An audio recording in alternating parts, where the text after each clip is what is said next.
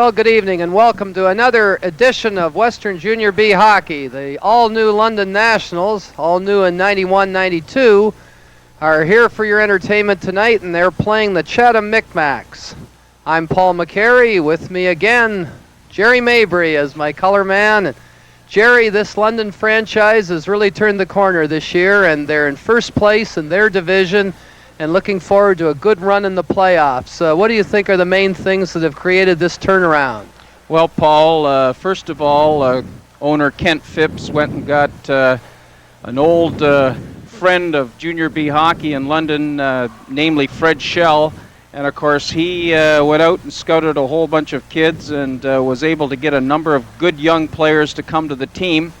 He then had to go and get a wonderful coach that would be able to teach these kids a lot of fundamentals, so he went and got Jack Nairn. Of course, Jack Nairn had won a number of Junior B championships up in Stratford, and all of a sudden they had basically the formula. They got Dick Howard as an assistant coach, who was the coach out in Thamesford Junior D's, and they got the formula, like I said before, and boy, it has turned around in tremendous victories. They clinched the title for first place the other night in Aylmer, and things are really going well for the Diamonds this year. Well, also, you mentioned building the check organization. That, Paul. They're now called the Diamonds. Nationals. The Nationals. Or pardon me, the yeah, Nationals, that's right. However, okay, I'll get used to this new name in a minute. And that goes back to, Jerry, years ago when the Gardens opened in the 62-63 era. They were the London Nationals, the Junior B team here. And this years ago was called the house that Gilles and Butch built, in reference to Gilles St. Jacques, Butch Bouchard, and of course Londoner Art Paquette that played in their line. But this year's London Nationals team, Jerry, a lot of their top scorers are actually very young first-year players who are eligible for the OHL draft. And you and I had a wonderful opportunity to cover them when they were 11 and 12 years old in Greater London hockey. In some of the minor Christmas hockey tournaments. Yes, that's correct. Well, they've got 5 excellent players on the London Nationals. Greg McLean, who's a defenseman. Mike Legg, who was at the under-17 camp just a little while ago. Mark Edmonston, Corey Eisen, and John Barrett, who is a minor midget and must be drafted in the first 3 rounds if he goes to the OHL. And, of course, the Chatham Micmacs, they have a wonderful player, number 16, Ryan Paula. And he's a very, very good prospect. And when you look around the arena, you see nothing but scouts and OHL coaches here just drooling over these young players. Well, it bodes to be an excellent game, and we'll just tune in here to the anthem and rejoin you in a second.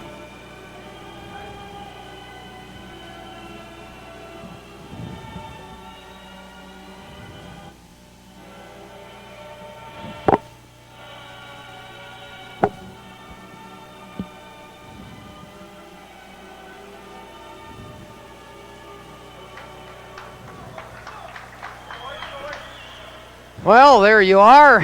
Not sung for us tonight, Jerry, as in the Knights games where we have venerables like Joe Sarator and Jim Kovacs, and of course your own gentleman from 3M that did the anthem so stirringly on Sunday. I've forgotten the older gentleman's name, but he does a good job. George Andren. Well, Mr. Andre does an excellent job at that national anthem, puts a lot of emotion into it. Very well done. So the officials separate to their respective positions. The players out there, Mike Legg out here on right wing for the London Nationals. Jerry talked about him a second ago. He's very highly rated right winger. He actually plays for the Ontario under-17 team, and to do that he had to beat out the London Knights first round pick Jason Allison, and so that's quite a kudo for young Mr. Legg. I had the privilege of coaching him in minor football, or in high school football, a couple of seasons ago at Westminster.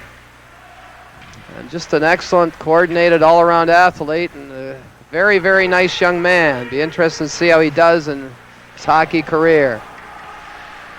The Nationals have the puck now in the Chatham end. Here's Legg looking for somebody to give it to. He gets it back there from his centerman, Derek Tupling. Got it around behind the net, came out front. Tupling has it there in front. It goes. It bounced off the defenseman right into the goaltender.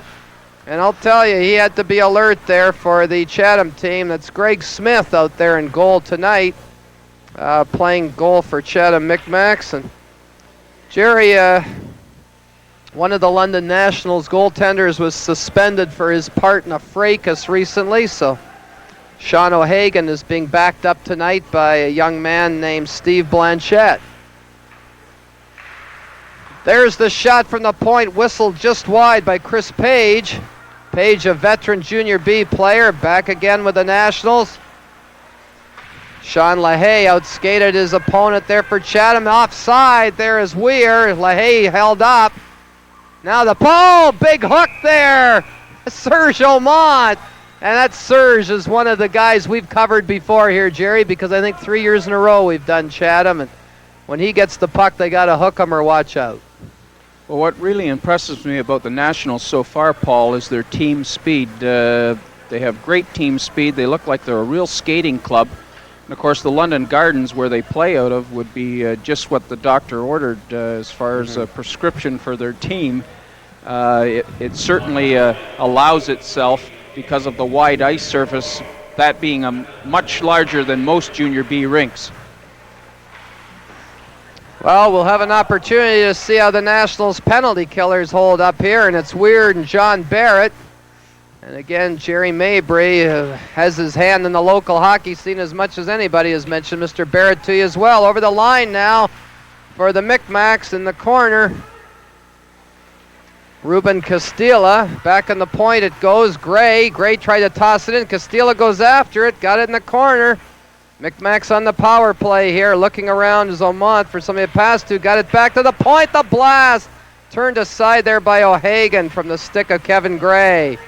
And it goes down to Weir. Weir's long shot, and that's turned aside by Smith. He's a very tall goaltender. Back comes the Chatham Micmacs. They've got the man advantage here, but so far the Nationals have held them at bay. Maybe not here.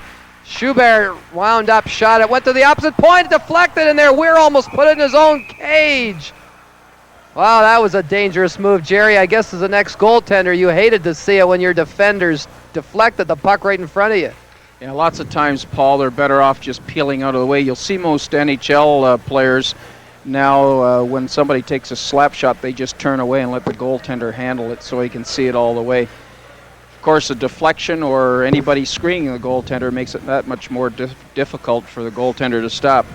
Sean O'Hagan has played very, very well for the Diamonds this year, and of course, you know, you don't go very far nowadays unless you have a wonderful goaltender. Well, the Micmacs tried to bring it around from behind. Ryan Dunn doing the honors. He got it back here to Dame. Kevin Dame setting up. He's a stocky lad there in the defense. In the corner to Dunn again. Back to Dame. He fakes the shot. Across ice it goes. McDougall's shot. And that's wide. Here's Dame again. And he just gave it away there. And the Nationals fire it down the ice. Penalty only has 25 seconds to go here, and the Nationals have done a pretty good job of killing it. Out doing the honors now as penalty killers are Mark Edmondson and Corey Eisen, but here's the pass in. Eisen got his stick on it, stretching across full length. Plays it around the boards, but Brad Dame is there, and he couldn't get any mustard on it at all. Not allowed Eisen to just shoot it down the ice. And the penalty is now over. Teams are at full strength. We are just underway here in the Junior B hockey game with the London Nationals and the Chatham Micmacs, the respective division leaders in the Western Ontario Junior B League. Well, Paul, this is the first chance we've had to have a good look at the Nationals this year. And as I said before, they really have some excellent young players here. Draw your attention to number 7, Mike Legg.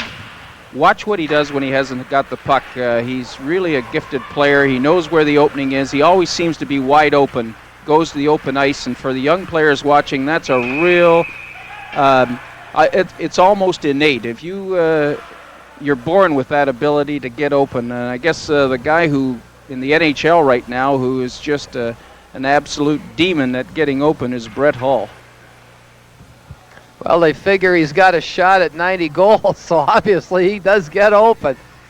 Well, you know, it's amazing because everybody's trying to check him. They realize how dangerous he is, yet he's still able to get open. Well, a puck back to the blue line there, and the Micmacs, Kevin Gray, peppered the shot at the Nationals' cage. That wasn't anywhere near going in. There's the Micmacs again, right out front it came, and unfortunately for Chatham, Ryan Pollock, another young talented player, couldn't get his stick on it. Nationals with a 3-on-1 here. In they come, and the blast taken there by Derek Toppling went off the leg of the Chatham defenseman, who made an excellent play there, sliding to block it. Got to give Kevin Gray full marks for that one. Pass over in the left wing, just wide of Pollock. He left it there off his stick, deflected. Puck loose in the corner. Tuppling's going to get there first to pick it up. He put it through leg skates. Now he gets over his own blue line. To the red line he goes. Dragged it through. He's being checked here over in the corner by Gray. Gray hauls him down. The puck's left there for English. Of course, Jamie English has a bit of London blood and history in him too, and a lot of the national players know him quite well. But there are no friends out there when the game is on, so I've been told, even at this level. 15:25 left, and Billy Weir on the attack. His wrist shot is about 5 feet wide to the far side. He might have had a chance to hit Andy Massa there, but chose not to. A long blast by Chatham's Sean Gabriel is gobbled up by O'Hagan in the London cage, and he leaves it there. Chris Page starting out to the blue line, to the red line. Flips the backhander in, hoping Weir could accelerate and get it. Weir is horse-collared there. No call by the referee, and that's what we like to see sometimes, Jerry, this Wilsian ethic here. No call unless it's manslaughter.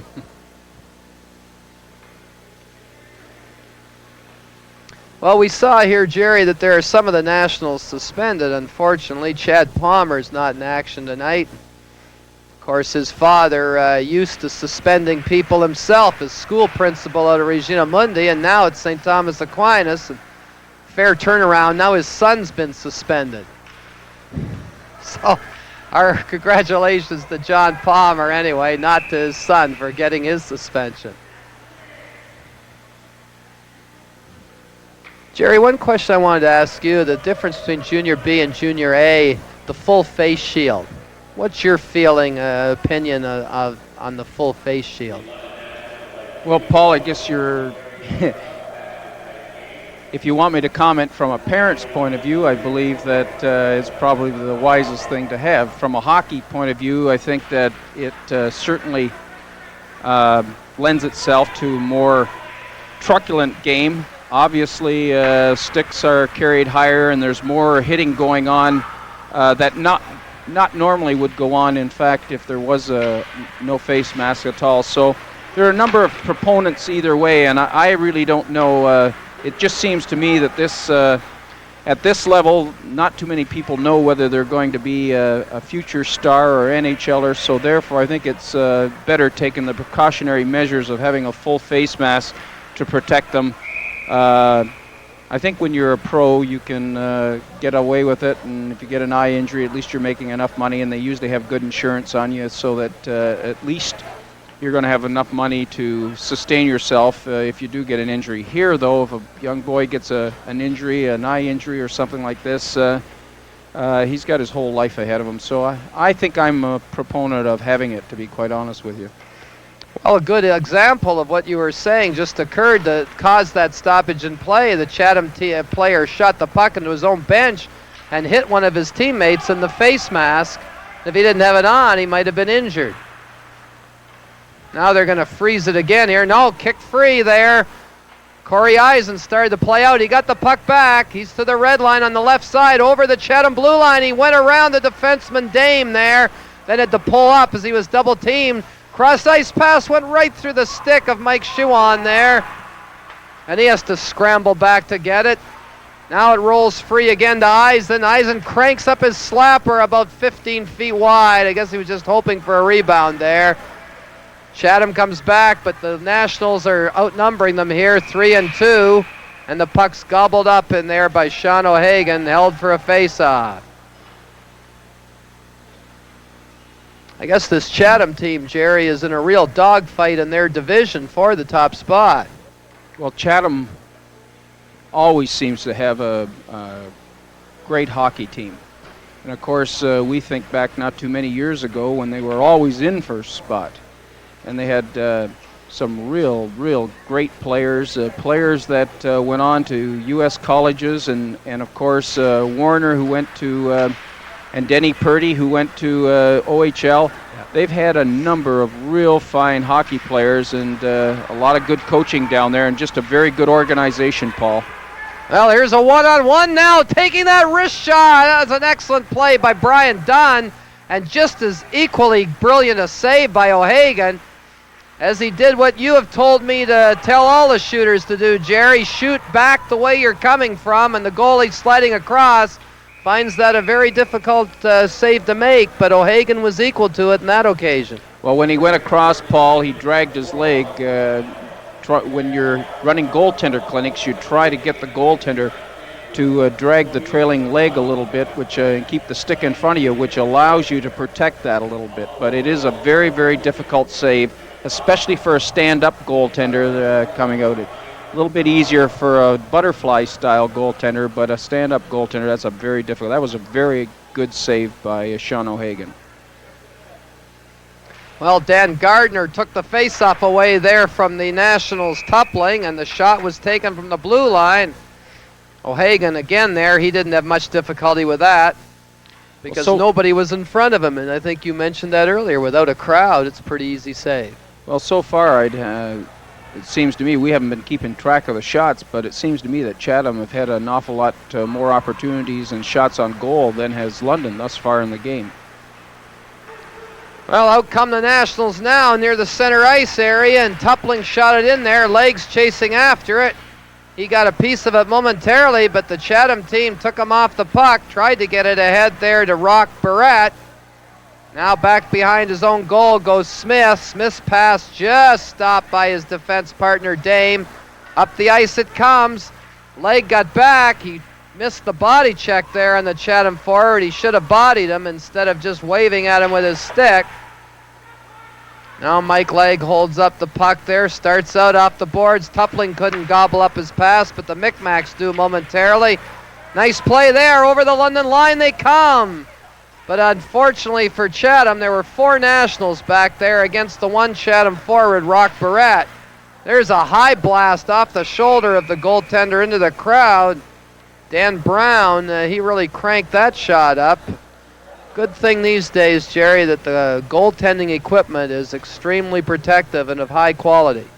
Well, of course, in one of the best goaltending equipment franchises right here in the city, in Vaughan Sports, they make excellent equipment. Of course, a lot of when you look at NHL players and junior players, a lot of them are wearing Vaughan equipment. Well, a tribute to good management and high quality product and the care and integrity to make it that way. Nationals now scrambling for the puck in behind the Chatham goal. Ducking low there was LaHaye. He tried to get something started and couldn't. The Micmacs long pass intercepted by Chris Page. He fires in the Chatham end. LaHaye back there. He's wood chopped by the Chatham defender all alone in front of the net. For London was Andy Massa. If anybody had been able to get him the puck, it was just Massa and the goaltender there, and that was it. But nobody saw him. 0-0 tie here in the first period. London in white, Chatham in red. If you just tuned in, Western Junior B Hockey, courtesy of McLean Hunter, Cable 13. For the London team, Bill Weir, the veteran, trying to bide a little time to get somebody else into the attacking zone. Granger tipped his pass with a high stick and had to let it go there. Chatham cleared into the London zone. And now the Chatham Micmacs, first place team in the Western Division, change on the go. And they got out there pretty smoothly. London couldn't get anywhere with the puck. Bob Granger fired around the boards there. Mark Edmondson made the move, came back, gave it to Granger. He got it quickly out here to Aaron Sussex. And the big fella Sussex got it ahead. Right around the goal, a good wraparound by Mark Edmondson there. And we have to watch him too, Jerry. We've talked about Mike Legg, but a longtime teammate of his through minor hockey, Mark Edmondson, also highly rated by OHL Central Scouting in the second round. He's got a good burst of speed and a good shooting touch too, so we'll have to keep our eye on him. There's also another young fellow out there, Corey Eisen, too, Paul. He's been hurt a lot this year, and he hasn't had the opportunity to show the scouts what he can really do. He's rated high right now, possibly in the 11th round, but I'm sure by the end of the year that'll go down significantly. Well, there's a bad giveaway by the Chatham team, but unfortunately all Sussex could do, because he was gassed and going to the bench, was shoot it into their zone without much of a threat. Toppling chases after it, and goaltender Smith just sprawls out and puts his big trapper over it, and with 9:29 left in the first period, he halts the play with the score still 0-0. The other fellow, too, playing on defense, Greg McLean, I'm really impressed with him. A big right-handed shot defenseman, Paul.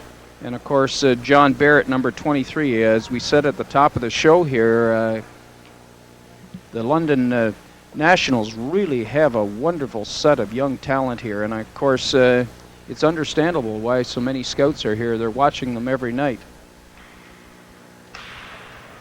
Well, there's the quick shot there by Toppling, and Smith was alert. He made the save.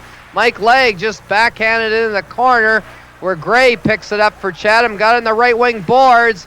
The Micmacs organizing in their own zone. John Etherington made the good play there, and Etherington gets the London blue line and over. He's deking like Merlin the Magician Malinowski used to do years ago. And finally his teammate Shad Smith got the shot, but boy, that did. He reminded me of Merlin the Magician Malinowski, the way he cruised in there, gave him the puck and then taking it away. Well, Paul, we've got halfway through the first period. Still the score is 0-0. And again, I think the most dangerous scoring plays have been in the London end. So far they have, Jerry, you're right.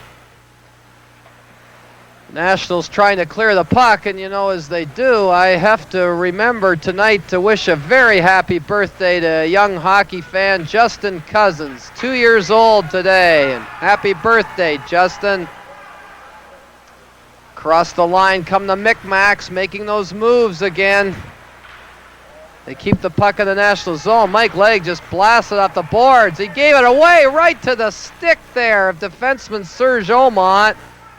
And if Serge had wanted to take a wrist shot instead of the big wind-up slapper, he might have done some damage, but he seemed to feel he was from Star Wars instead of a hockey player, and he wound up with that laser-like shot that was about 20 feet wide. I can't understand that, Jerry. You know, the Knights this year in the Junior A, one of the things I noticed so much about their power play is how the defense have been either instructed or have somehow learned to take a quick wrist shot and keep it low and get it in front of the net where it can be picked up by the forwards and put in the net or just deflected. Like Paul Wolanski's a master of the wrist shot. Why don't we see more wrist shots here in Junior B? Well, I think one of the reasons that the defensemen feel that they have to get so much on it in order to get it to the net, which really isn't the case. A good low wrist shot in there so that it can be deflected or that there can be a rebound is just as effective. Well, it's certainly a lesson that up to this point we haven't seen many of the Junior B defensemen learn. Bob Granger made the good move around his net, got the pass ahead.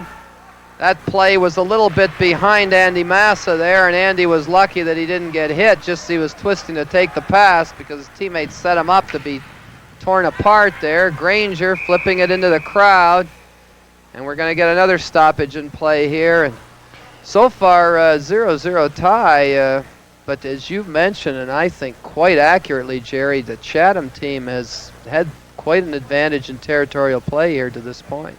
Now the Nationals may be coming off a little bit of a letdown too, in that they've already clinched first place in their division, so therefore the intensity level may not be as high as it normally would be.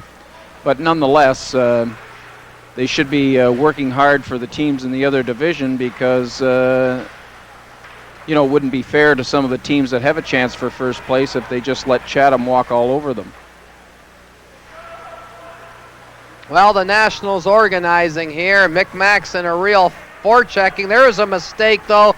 Dan Gardner at Chatham went behind the net, let Chris Page come out. Page the rebound off the blocker of goaltender Smith, and he made that rebound come out to the Nationals. In the corner they go. John Barrett struggling down there. He's knocked over by Serge Aumont. And the puck is backhanded right to the edge of the goal, where Smith stops play by grabbing it. Paul, the other thing you were asking me why there aren't more players here in this league that just throw wrist shots in at the goaltender. You have to also remember that a lot of these boys are very, very young, and they don't have the cerebral hockey knowledge that some of the older players do that we're used to watching in the OHL. Well, I guess, too, you know, we drew on Paul Wolanski, who is a young man you've come to know very well. But he's an overager. He's a 20-year-old, so he'd have pretty strong wrists compared to some of these 15-year-olds we see in Junior B. Well, not only that, he's been through the hockey wars now for quite a number of years, 4 years in the OHL, and very, very smart with the puck and heads up. So as a result, you know, he makes a lot of plays that you wouldn't see young first-year defensemen make, and should make those plays because he has been there for 4 years. That's why they have him as an overager.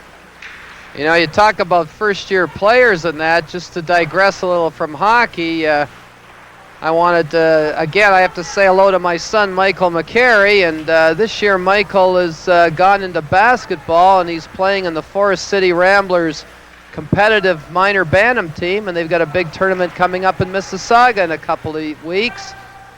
And again, this is the first year that London has had a minor Bantam team in basketball. So good luck to Michael McCary and his teammates from the Ramblers minor Bantam basketball team. Well, I'm really impressed with Sean O'Hagan.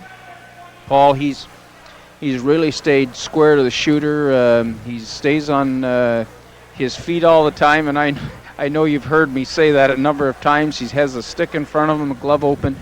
He looks like a rock of Gibraltar back in the London Nets. I can understand with goaltending like he's providing here tonight, if he's been playing like that all year, come the playoffs, he's going to be a force to be reckoned with. Well, when you've seen the big shooters in the OHL and you come down here, I don't think there's anybody that's going to scare you, and he plays with that kind of confidence. The Nationals fire it in there. Jason Mizzy did the honors. Chatham Micmacs try to get out of their own zone. Can English do anything with it? He got it out near the center ice area. Dan Brown's back fast for London. That time Toppling let it go, and it went right to the stick of Jamie English. He couldn't center it. There's a giveaway in the night zone. The shot. O'Hagan again kicked it out calmly. And the Nationals lifted the stick there. Leg lifted the stick of the Chatham player. Across the line went Mizzy, and he was hauled down. Dan Brown low bridges the checker there, and Brown's in the corner. He overskated it momentarily, but it worked out in his backhand. Gave it to Toppling. Mike Leggs tied up in there like he's in the rodeo at the Palace next week. Big rodeo down at the Palace of Auburn Hills, February the 8th and 9th. That'd be a nice treat to take your kids to. Next to a game here in the Western Junior B, I can only think of the rodeo at the Palace as a barn burner. And the puck shot in the corner there. Smith out to play it, and the angular Chatham goaltender just gave it to the Nationals. Granger made a good play there because he had to scramble and keep it on the boards. Chris Page backtracks there, and to the attack goes Korestein for Chatham. He's a dangerous player in the slot, and a nice deflection by Pedinelli. And Korestein and Pedinelli are two of the big scorers in the Chatham team, so you have to keep your eye on them when they're on the ice. Number 5, Ryan Korestein. Number 18, Paul Pedinelli. You follow the Junior B box scores in the London Free Press, you'll see those names an awful lot for that Chatham squad. There's a giveaway! Korestein's shot is gobbled up by O'Hagan. He makes it look pretty easy, Jerry, when nobody's in front of him. He sees them well, and he, as you said, I sort of, sometimes I enjoy teasing you about that penchant of being square to the shooter. It seems I heard some instruction on that at your 50th birthday party last year. But I guess we won't delve into that now during this general audience type of show. Paul, as I look down the roster here, there are a number of players that have already been drafted into the OHL. Of course, we have Dan Brown, who was drafted by Kitchener, and we have a real nice surprise for our fans tonight. Joe McDonnell, the coach of the Kitchener Rangers, is going to be our guest between the first and second period.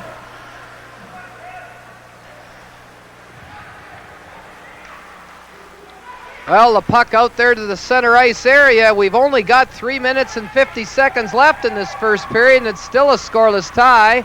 Aaron Sussex sort of grabs his man by the shoulder there. And Aaron's another draft choice for the Belleville Bulls, I believe. And Bill Paul? Weir had a year up there in Belleville That's as well, right. Jerry. And Sean O'Hagan was up in the OHL as well, the Yep. goaltender. With Windsor for a while, and Detroit Ambassadors, I believe. As well as he had a little time here with the London Knights too, I think. So I guess when you look down this roster, you see a number of young ones. You also see a lot of veterans with a lot of hockey experience, even at the OHL level. So this is a very, very good hockey club. And if you haven't been out to see a London Nationals game, we certainly recommend that the fans come out here, Paul, and catch this action, especially in the playoffs. This is going to be a wonderful caliber of hockey. Well, Aaron Sussex showed you the desire necessary there, Jerry, as he sprawled to block that shot, and he took it in the upper part of the leg. Big guy goes off. He really saved a lot of trouble in front there. If that shot had gotten through, it would have been a good one and maybe even produced a rebound and a Chatham goal. That's a lost art, you know, that blocking of shots. I remember one of the guys that came out of London was famous for it, Brad Marsh. Probably made his career, the ability he had and the courage to drop in front of those shots so they wouldn't get through the goaltender. Chatham now has the opportunity. They score a blistering drive, and O'Hagan had no chance in that. Right from the face-off, they walked across the line and put it in. I think that shot goes right between the 5-hole, or right between his legs and the 5-hole there, Paul. He was caught moving. Listen, it's only been a matter of time. Chatham have had a number of good shots. It's only been a matter of time. London's going to have to pick up their tempo here if they're going to stay in this hockey game.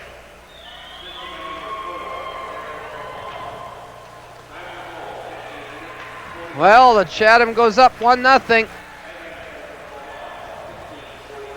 And that goal they gave to Etherington. John Etherington there, and a real hard slap shot. He just found the opening between those pads. Now over the line for London, here is Mizzy. Mizzy's in the corner and tied up. They jostle truculently down there. But the puck goes back behind the Chatham net. Toppling shot around to Mike Legg.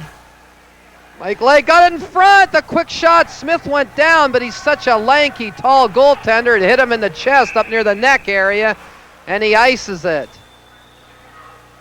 That was London's best chance. And Jerry, the fact that they had that chance shortly after a Chatham goal, is it a natural tendency of teams at the junior level to let down after they score and then allow the opposition to come back quickly into their own end like that?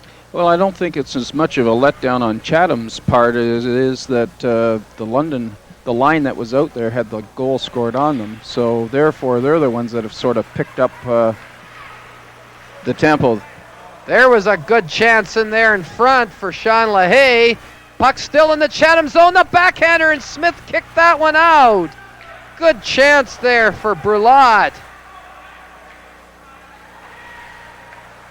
Boy, that was close, and that Smith had to be quick there. We've been watching O'Hagan because he's been pelted with a little more rubber. Over the line now again, Billy Weir. He was sort of hooked there, and the puck got left at the blue line. It's a 2-on-1 now for Chatham. Ahead it goes, cranking it up is Barrett. Rock Barrett's shot stopped easily there by O'Hagan. Nationals organizing over their own blue line. The poke check made, but Chris Page was following up alertly, and it was a good thing he was. Instead of Chatham breaking in, Page got the shot into the Chatham end. They have to organize again. 1:44 left. Puck on the stick of the Nationals' Mike Schuon. His backhander went right to the Micmacs. Over the line now is Barrett. Rock Barrett. He tried to center and it deflected. And O'Hagan says, enough of this. I'm going to hold it for a face-off so Coach Nairn can get us organized. Well, London seems to be standing around a little bit, Paul. They're not moving. They're not playing with the intensity level that we're used to seeing. And, of course, Chatham are taking advantage of this. If it hadn't have been for Sean O'Hagan, this score could be a lot worse than 1-0. We've got 1 minute and 32 seconds left in this period, and London better play hard or they're liable to be scored on. This is a dangerous face-off right here. Well, the puck in the corner there. The Nationals' Mike Shawan carrying it out. Gets the backhand pass ahead to Corey Eisen. Eisen over the Chatham line. He tried to drag it through the skates of Steve McDougall without any luck. Shot back in the London zone to Gillies. Gillies is on his backhand here, getting dangerously close to the boards. Puck rolls to the red line. Following up here is Gillies. He followed his own pass. He's got a backhand in front, and that was intercepted by Kevin Bernard. He tried to get it ahead. Here comes Chatham again. Partial 2-on-1. But unfortunately, number 16 Eisen got back to hook his counterpart, Ryan Pollock. Pollock didn't pass it soon enough there. Held on too long. A little bit of dodging and weaving there by number 15 of the Nationals, Edmondson. There's the shot right in front, the rebound. And too bad Barrett couldn't get anything on it, and it just rolled into the crease. There's the deflection, and Smith got a piece of it with his stick or blocker. And this tall goaltender for Chatham is looking pretty alert, Jerry. He sure is, Paul. He must be about 6'2" or 3". He's a very big goaltender, and he made a wonderful save there with the blocker. That was deflected in front of the net by Mark Edmonston, and he literally speared it right over the air with that blocker. Great save. Well, one thing you mentioned earlier, Jerry, I think with London clinching first place in their division, they may not be quite as intense. Chatham is tied, actually, in the Western Division with Windsor, we were told before the game by Don Nicholson, one of the marketing agents here for the Nationals. They're only a few points ahead of Sarnia, so Chatham's got everything to gain in this game. This is a must game for them. Every game's a must game. And the period winds down there as Chatham's number 3, Brad Dame, touches the puck.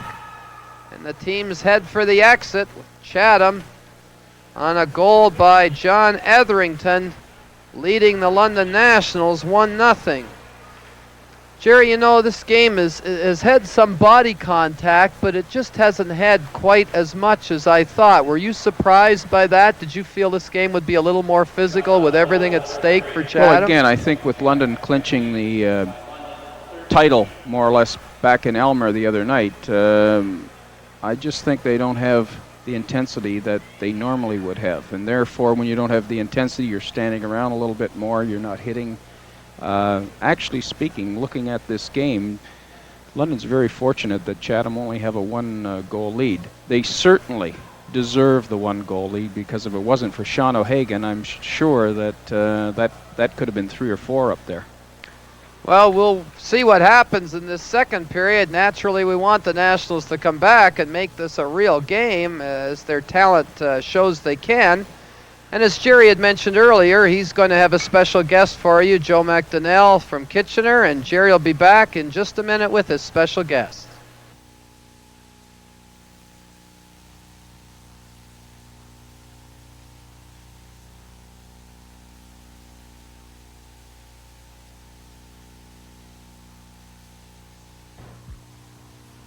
Well, as Paul McCary said, we're very fortunate tonight to have Joe McDonnell, the coach of the Kitchener Rangers.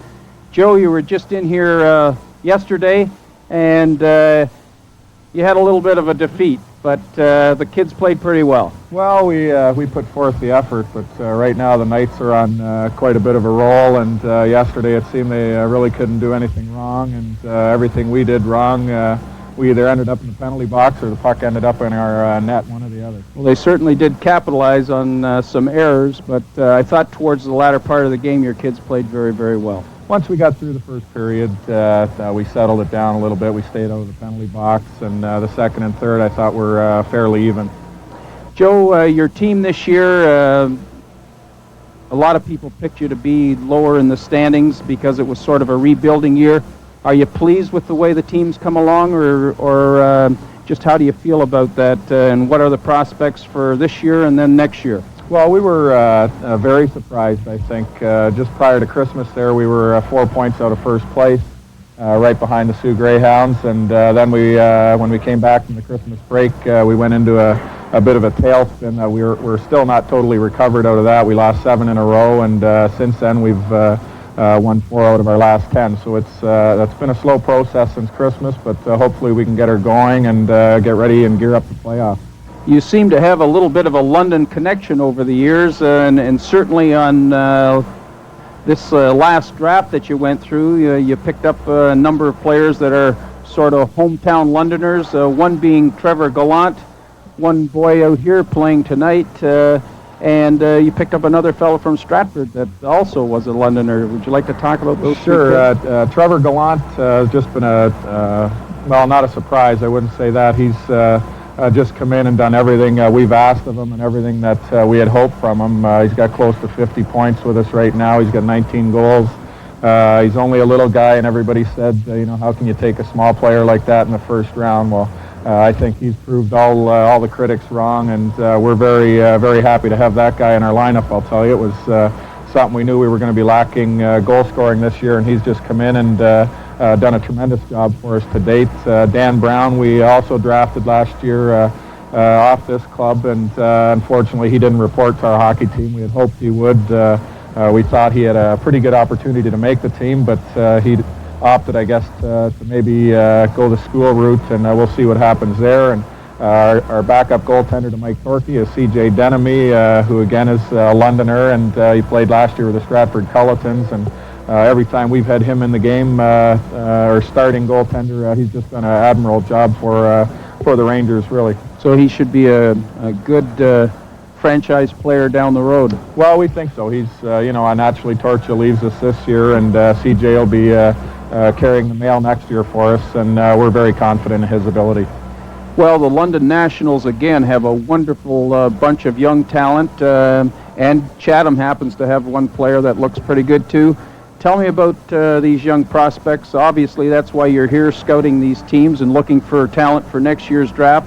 What do you think about the current crop of kids that are in the Western Junior B League? Well, they've got some quality kids, no question. Mike Legg, just one of those prototype right wingers, guy that you'd like to have, and he's rated very, very high by Central Scouting. I don't want to say too much of where we put these guys. I'm sure Gary Agnew might be watching this, so I'll cover it up a little Gary's bit. Gary's at the sportsman's dinner tonight, so mind you, this is going to be played tomorrow night, so he'll be watching. See it, or he'll hear about it, I'm sure. But McLean's another guy, just looks like a big, strong, right-handed shot defenseman. Right-handed shot. They're hard to come by. Corey Eisen, I understand, has been out for a better part of the season. So this is the first time that my staff actually has seen him. We've got all the guys down here tonight, and very impressed, I think, to see him for the first time. Barrett is a minor. He has to go in the first 3 rounds. It's going to be interesting to see his development. I think London is probably going to go a fair distance in the playoffs, and it's all going to depend a lot on these guys, how they fare in the playoffs. That's when you really get a true test of some of these young kids and what they're able to do. Mark Edmonston, too, center iceman. Edmonston also. Great skater. Yeah, he's playing the left side here tonight, and it's good to see him on the left wing, and we can get a bit of a gauge, too. We're fairly deep down the middle for next year, but when the guys they stand out, and he's naturally a guy that's rated in the top couple rounds, he's a guy that you're going to have to watch out for, and he's going to go fairly early. Pollock again from Chatham. With Chatham. This is the first time I've seen him. Seems to skate pretty well. He's a guy that, again, he's rated fairly high by Central Scouting, and I'm sure he's gonna be drafted, no question. And it's just a matter of where and how well he's going to do. But tonight in this game here, it's just a fine crop of guys that we're all looking at, and there's a number of scouts in the building tonight, and it's going to be interesting. I think they're all very capable, and I think they're all going to play. Well, listen, we certainly wish you a lot of luck with the rest of this year, and hope that you do really well in the playoffs. Not too well, though. But I suppose getting back to one thing that I'd like to leave the kids with, and I'm going to take something that you said. Obviously, if a lot of kids want to be center icemen. But if they can play 2 or 3 different positions, it sure makes it an awful lot more advantageous when it comes to draft time. Would you say that? There's no question about it. If a guy can play 2 or 3 positions, it's to his credit and a benefit to a coach, I think. Looking for somebody, you always have injuries, and if somebody can fill in either position and do equally as good, it's just a big bonus for any team. Joe, thanks very much for coming up on the telecast. Again, good luck, and we really appreciate you being here. Thank you. Thank you very much. To the Chatham Micmacs, and as Jerry Mabry, my venerable color commentator, told you at the end of the first period, it could have been more than 1. But O'Hagan has put in some stellar stops in the London crease, and that has contributed to the game being as close as it is. Micmacs back now over the London line, the left side. They took the shot, but the play was whistled dead on the offside. And again, if you just tuned in, this is McLean Hunter, Cable 13 production of Western Junior B Hockey. I'm Paul McCary, back at my usual post here in junior hockey play-by-play in London, and back also, as I mentioned just a few seconds ago, Jerry Mabry, one of the sharpest and most astute color commentators this city of London has ever seen for junior hockey. Here we go, firing the puck into the London zone, the Micmacs, the defense there for the Nationals trying to set up, they bring it out. Pass ahead in the wing, over the Chatham line they come, the drag move there. Billy Weir tried to drag it into the inside, took a little bit of a two-hander to the head there. Miniature judo chop. Look at the speed here on Pedinelli as he went in and tested O'Hagan. I talked to you about Pedinelli earlier. This guy's name is in those score sheets every night. A Junior B Chatham score is posted. So keep your eye on him. He's been around quite a while, and he is dangerous. Has a bit of a nasty streak in him too. There's a nice pass off the skate there of Sean LaHaye. He got it ahead to teammate Andy Massa. Massa tried to dig it out there. He does have it right in the slot. It comes. And there's a quick wrist shot taken by the Nationals. But unfortunately, Bill Weir had it a little high there, and you'd like your wrist shots a little lower when you're staring that goaltender right in the face. London Nationals, puck ahead to Weir. He's on his off wing because he's trying to get to the bench for a little relief. Now it's a one-on-one in the National zone. And Chatham pulls up. Ruben Castilla trying to get his shot away. Castilla's trying to dig for it still. Granger took him out of the play, and the Nationals take over. Chris Page was stopped, but Weir carries on. Weir's got to get in the bench. I mean, this guy's tired. He's been on a double shift. Back comes Chatham. The long cross-ice pass connects here to Etherington, and he scored the first Micmac goal. He just shot it in front, hoping for deflection. Didn't get it. Maintaining the puck control is Serge Oman. His shot, it hit O'Hagan and hurt him. He stumbled to the ice like he was poleaxe there, Jerry, and the referee blew the whistle instantly. Well, I think it hit him on the shoulder pointer, Paul, and that is really sore. It seems like no matter how much padding you have up in that area, you always seem to get hurt there.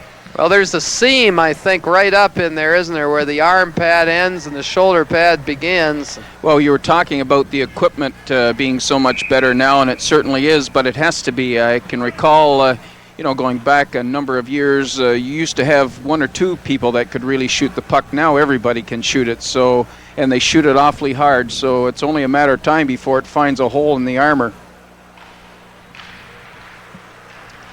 Well, Chatham didn't get that one through, but they're going to get the rebound. That one was high over the crossbar. O'Hagan couldn't have got to it. Now the Nationals intercept. Chris Page tried to finesse it up in the left wing boards to Corey Eisen, but Eisen was stuck in the center area somewhere and not in his winger position, so it was down the ice and called for icing after it crossed the Chatham goal line. Well, again, Chatham has come out in the second period. They just seem to have a little bit of a jump on London. They've had a number of good scoring chances in the first 3 minutes of play. And again, if it hadn't have been for Sean O'Hagan, this score could be a lot more than 1-0. Well, the Nationals have some super games upcoming here in the Western Junior B League. The next one that we'll be covering is February the 17th, a Monday night game against the Petrolia Jets. I'll tell you, that's a big night here at the Gardens, and you people want to come out and see this Junior B hockey because the Nationals have some super prizes up for draws. Like, they got over $2,300 worth of prizes here, and tickets are $5 each, but they're only selling 4,000 of them, so your chances of winning the prizes, for example, 2 tickets to a Toronto Maple Leafs game plus $75 for food and gas. That's not too bad at all. A gold ring. Engraving provided by Mike Diltz Goldsmith, $300 value. Showing of Phantom of the Opera, 2 tickets in Toronto. So the London Nationals have really come up with some great prizes here for families that are interested in hockey and entertainment. So come on out here on the 17th against Petrolia and see if you can get in this bonanza of prizes. Puck now in the National zone. O'Hagan moves out. He shot it past his defenseman, almost gave it to Chatham there, but the Micmacs fanned on it, and this forces Brad Dame to go back for it. His pass in the left wing boards. It's called offside as Rock Barrett shot it back in his own zone. Play's called, and Jerry, I'm not too clear on the rules for offside, but I was of the opinion if your own player shot it back into your end, that it wasn't offside. Well, a lot of calls, as you well know, are judgment calls by the official. One of the things we've never been able to understand is when a coincidental penalty is called and when it isn't. And there seems to be no rhyme or reason, so hey, we just go along with their decision. I guess there isn't much you can do about it. Well, we're certainly getting a lot of whistles in this game, and it would be nicer if it was flowing a little more end to end, but the goalies are getting a lot of shots taken on them from far out, and both goaltenders seem to want to take the face off as opposed to giving it to their defense to try to move it out. Do you think this is a reflection that they lack confidence in their defense? No, Paul, that last shot was a knuckler. The guy didn't really catch it clean or get good wood on it. And it comes at you a little bit like a knuckleball, and it's dipping and diving, and Sean misplayed it a little bit. As a result, he just wanted to make sure that he covered it before the puck went off somewhere right to a Chatham player, and it caused a goal. I think he did the right thing there. There was a good deke at the London line by Dan Gillies, and he got the pass to Tupling, and his shot was high and wide. Mike Legg digs for it in the corner, but he can't come up with it. Nice long cross-ice pass here. Ryan Dunn into the corner here against the Nationals' Gillies. That was a nice pass that was sent across to him, and he sure didn't capitalize on that at all, and then he showed a bit of reluctance to go in the corner.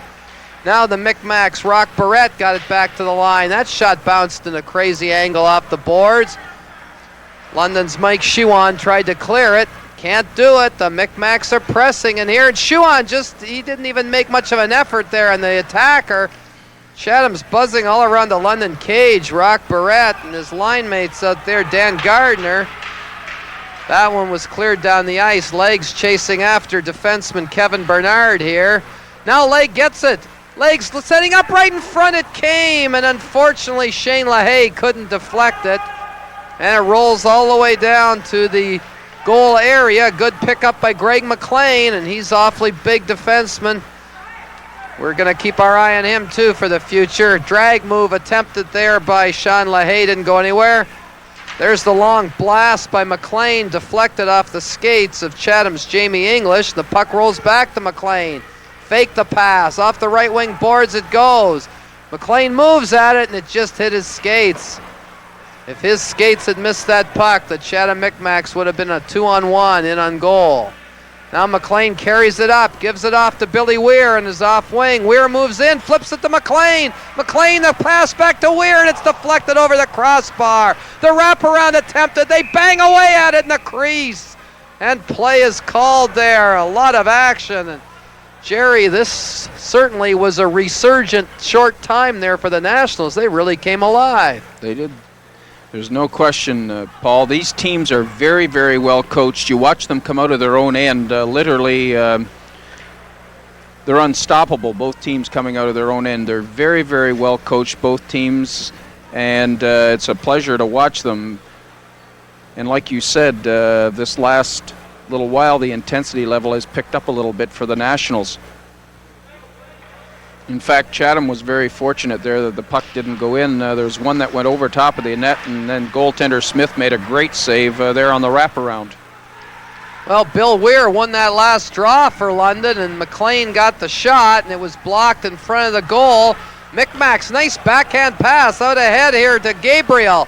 Gabriel over to the left side, and he couldn't get it back because McLean tied him up there. Good play by the youngster on the London defense, playing the body instead of the puck.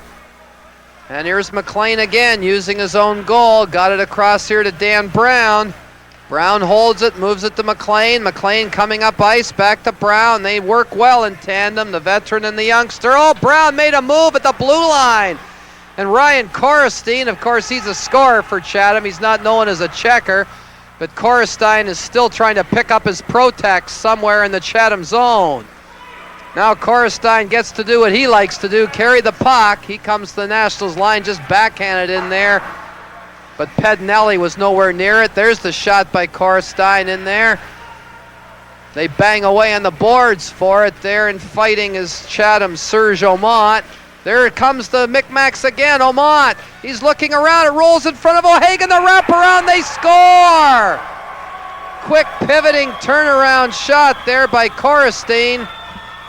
Well, Paul, they just failed to get it out of their own end. As a matter of fact, the wingers are playing a little high here in their own end in this particular shift. And as a result, the defense were unable to get it out. And well, when you can't get it out of your own end, that's what happens. Some great movement of the puck by the Chatham line, too.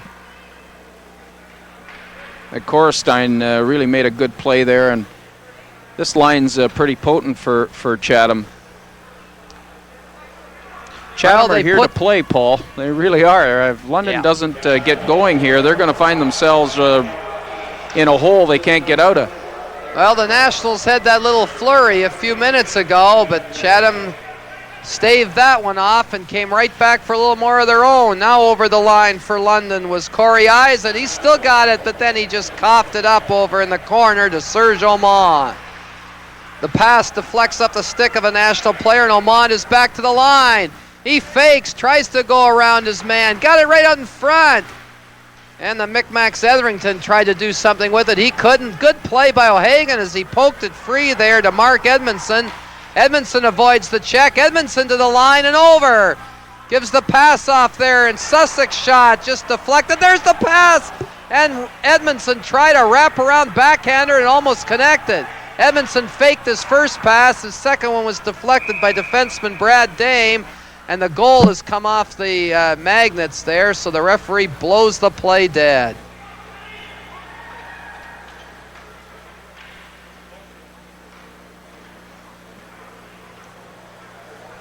Well, again, the Junior B League, Jerry, is sure providing a real avenue, as you and Joe McDonnell were discussing, a real avenue for these young boys to work their way up to the pros.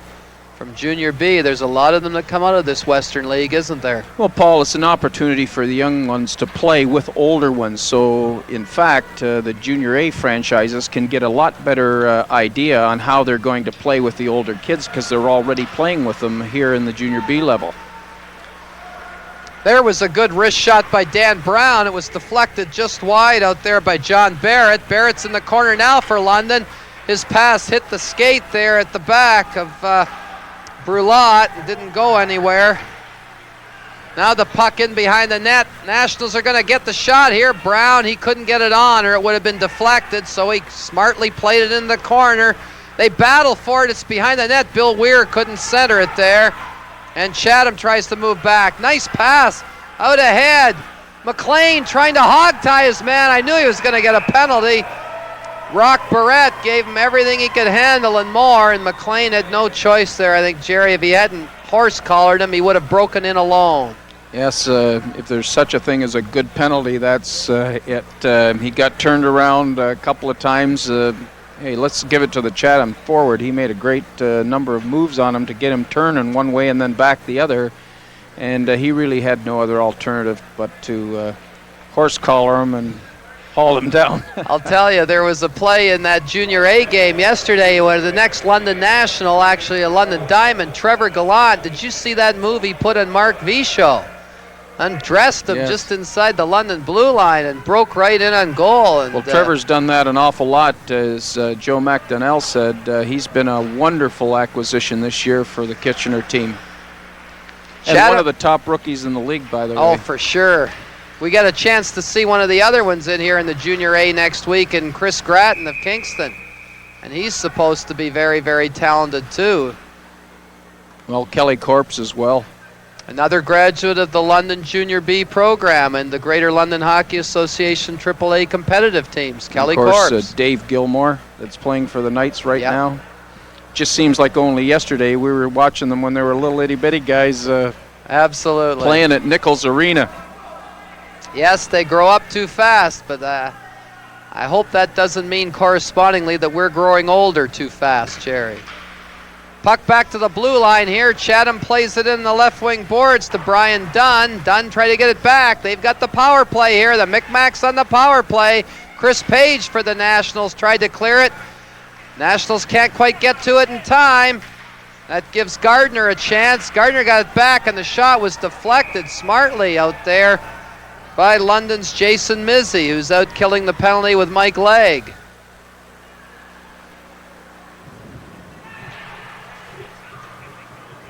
Well, O'Hagan's going to be in a bit of a shooting gallery here, Jerry, with these Micmacs on the power play. Well, they got all their gunners out there. Well, Pednelli took the draw there. He lost the draw to London's Mizzy. Puck didn't go down the ice, though. Now Page has to turn and chase it for the Nationals. Fired it around the boards. Legg has to go and check the Chatham defenseman, Kevin Gray. Legg's got the puck now, and he fires it down the ice.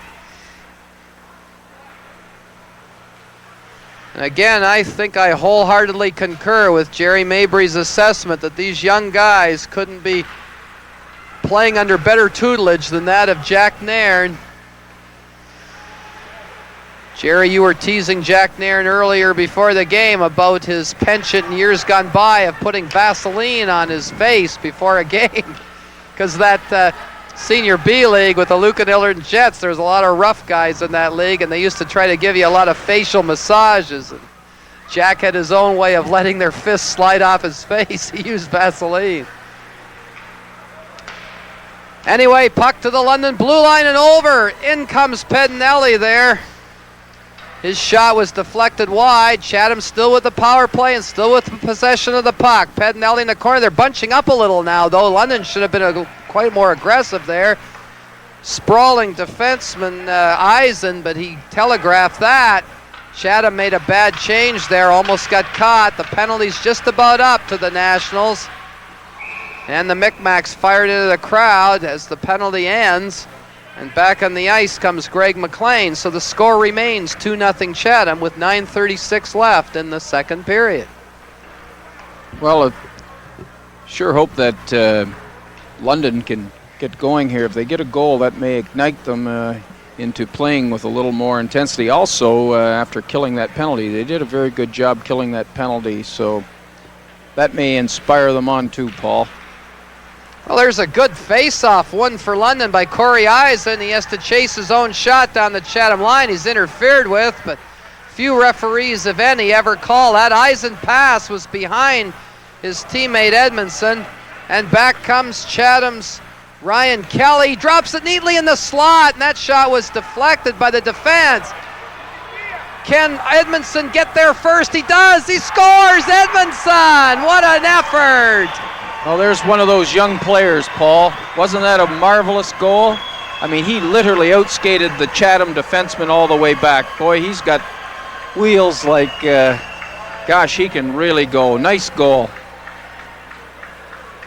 Well, he's taken advantage of his chances there, Jerry, you know, and he and Mike Legg look fairly even to me in their ability. Actually, Mark Edmondson is showing maybe a little bit more trickiness. You know, I think Mike Legg and his styles are different, so it may be hard to compare them, but he sure looked a little short of brilliant tonight in his shifts. Well, both of them are very, very good hockey players. They are an awful lot different in their style. Edmonston's sort of a power skater and player. He does it with his skating ability, and I believe Legg seems to me to be very cerebral. He makes a lot of real heady plays out there, and that's the way he plays. They're both very, very good hockey players. Well, the Micmacs in the London zone. Good play there by the London defenseman, Brown. He stayed square to the attacker there. I don't think Brown should get a penalty. He didn't do anything wrong. He just stayed in front of the man. The Chatham player high-sticked him, and I think that's what's going to happen. I think Jamie English is going to go off here for high-sticking, and London should get a chance to go in the power play.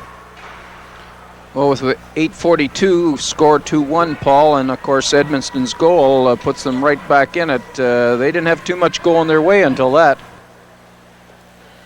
Like we've said many times, something like that can just change things so quickly. We've talked about momentum. I don't know, just about every broadcast we talk about momentum and how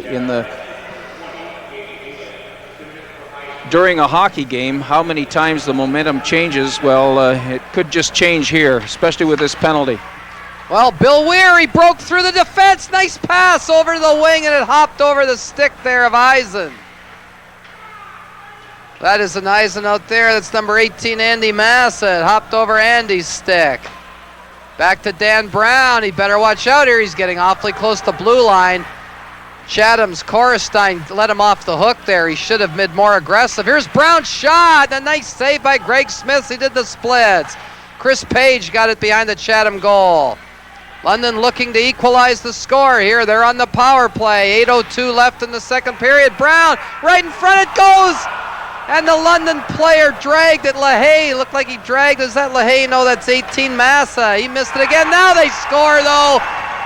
Page made no mistake there as he came off the blue line and buried it.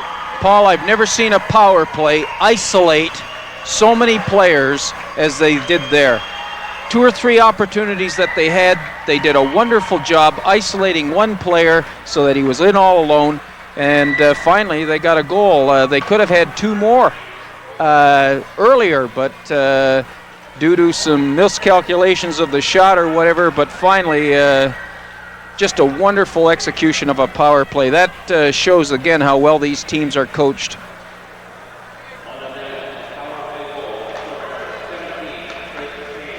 Well, the Nationals to the attack again. Over the line comes Brulot. But the puck's fired down the ice. Dan Gillies going back for it. It's over the line. Icing called right away. Again, we talked last year and we always discussed that. I like that rule. When the puck crosses the goal line, the icing goes automatically before anybody has to touch it. That way nobody gets plastered into the end boards by somebody who doesn't use their heads coming from behind. And ends up as a hood ornament on the Zamboni.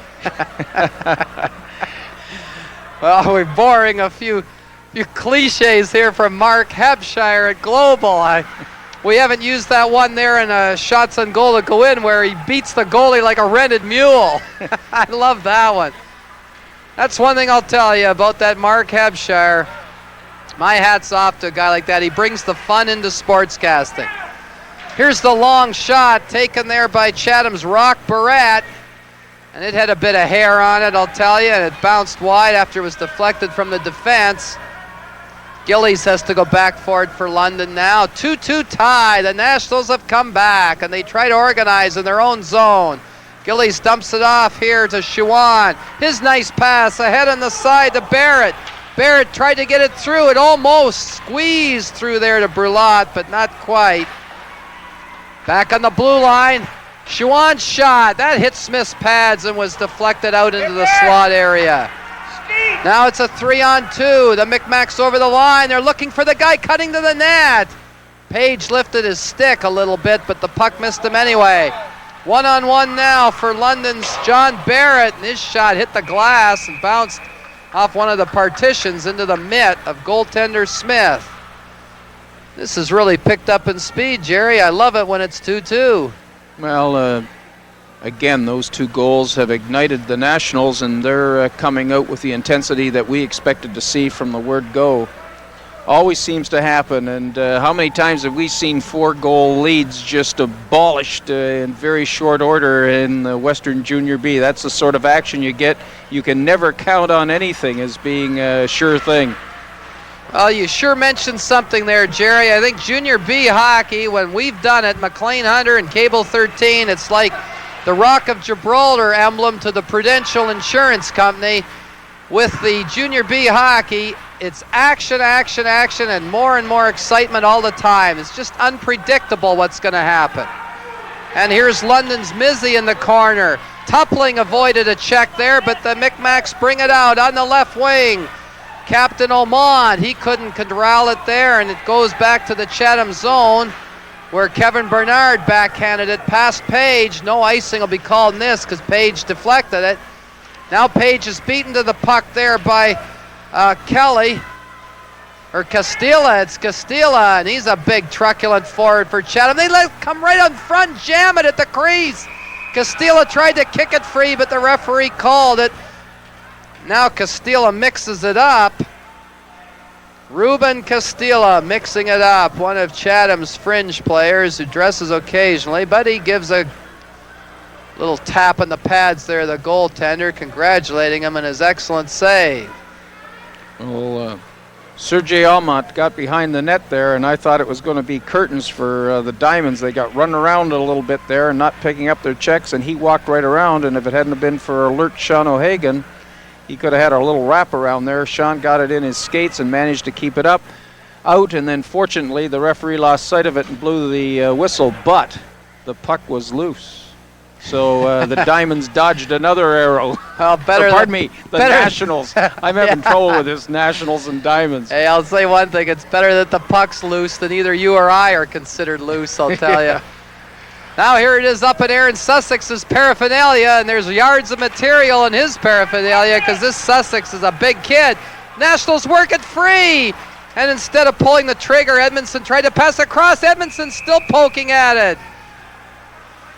And the puck seems to be bouncing a little bit more for the Nationals now. They say that good teams make their own breaks, but the tide maybe has swung a little bit, and I wonder if, even with all the veterans they have, and Chatham, I believe, is definitely more of an older team than London, Jerry. I wonder with that tight race going on, if in a game like this, it might be tailored more for the Nationals to win because they're loosey-goosey, and Chatham might be, tense and tight and everything and make mistakes. Well, actually, tradition has it in the Western Junior B that most teams will carry 1 or 2 young ones. But as we said, the London Nationals this year have a host of them, and that's very unusual, but they're such high-quality players. I think General Manager Fred Schell and Coach Jack Nairn felt that they could go with these guys because they had such tremendous potential. Both teams are very much a skating team. We haven't seen too much hitting, Paul, and that basically is due to the style they play. They're tic-tac-toers. They come here to play hockey. They're not going to be physical, and it's very entertaining when you see 2 teams like this who move the puck and skate a lot and play this way. Very, very entertaining. Well, this game has moved quite quickly, Jerry. There's 4:50 left in the second period. And Coach Wayne Cowell and his assistants Steve English and Kent Burns for Chatham, and of course the previously mentioned and eulogized Jack Nairn and his assistant Dick Howard. They're doing an excellent job with all these players. Pedinelli now to face off against Bill Weir, and Weir tips it back. Puck in control of Andy Massa. He gives it back to Weir. Weir to Massa. To the red line. He got it ahead here to Sean LaHaye. And a sprawling play there by Chatham Smith prevented the Nationals from getting in close. Kevin Gray couldn't get it out. The shot in there was behind Massa. He couldn't deflect it. Dan Brown shot. Massa battles there with Gray. Massa wrapped it right around the slot area, but LaHaye was belted to the ice, and actually, in all technical terms, that was interference. Chatham now with a wraparound. A good play there by Ryan Korestein. And O'Hagan saved on him. There's another interference. Holy mackerel, London's Andy Massa was sent to the ice unceremoniously. He wasn't even near the puck and no call. Now Gillies moves back to take it. O'Hagan leaves it for him. Nice long pass. Tic-tac-toe play, but unfortunately, Sean LaHaye led Bill Weir far too much there. Weir would have had to be Wilt Chamberlain to reach that one. Chatham got it over the line. Can Jamie English do anything with it? His shot was stopped there by O'Hagan. London's trying to freeze it now to get a player change, and with 3:34 left in the second period, they succeed. 2-2 score, London Nationals and the Chatham Micmacs.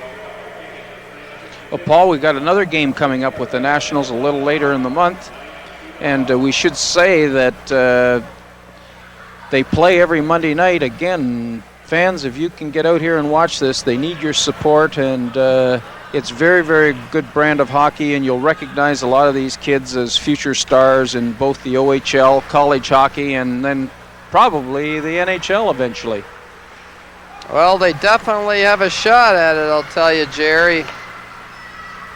Here's Chatham coming over the line, and the big trigger by Ryan Pollock, and he showed us for a youngster he can shoot the puck, and O'Hagan made the save.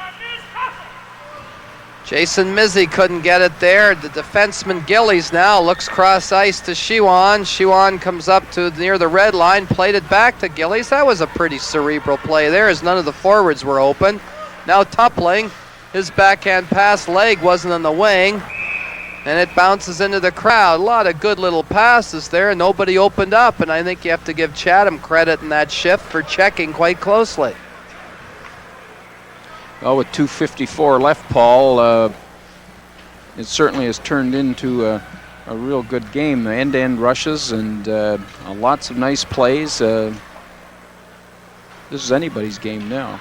Well, you know, Jerry, it brings about another interesting fact. You and I have done about 3 or 4 overtime games with this Western Junior B team in the last 2 years. That's just right. Amazing. Well, London's Chris Page setting up behind his net. Oh, he'd better change his mind. He does. He was being forechecked effectively there by Dan Gardner. Nationals trying to organize their breakout. Chris Page, he shoots it off the left wing boards. It looked like the Nationals were confused there. Page has the puck again. Starts away, tries to finesse it to himself. Just rolls in for Steve McDougall of Chatham. McDougall, he's being chased there by Brulot. And he made him cough it up early. Bob Granger of London near his own blue line. That's an offside pass if Brulot touches it. He didn't. Oh, that was close there. Chris Page disagreeing a little with the linesman's call on the offside, or he would have broken in scot-free.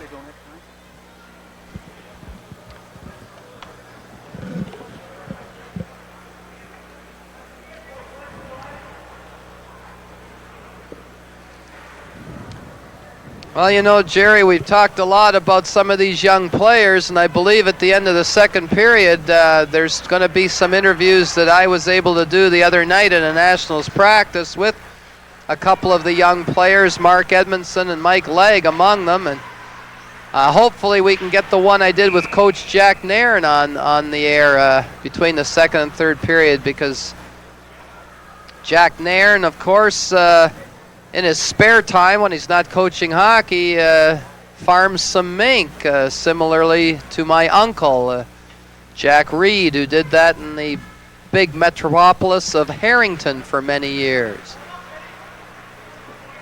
So anyway, I hope we can hear what Jack Nairn has to say about his young and talented team between the second and third period.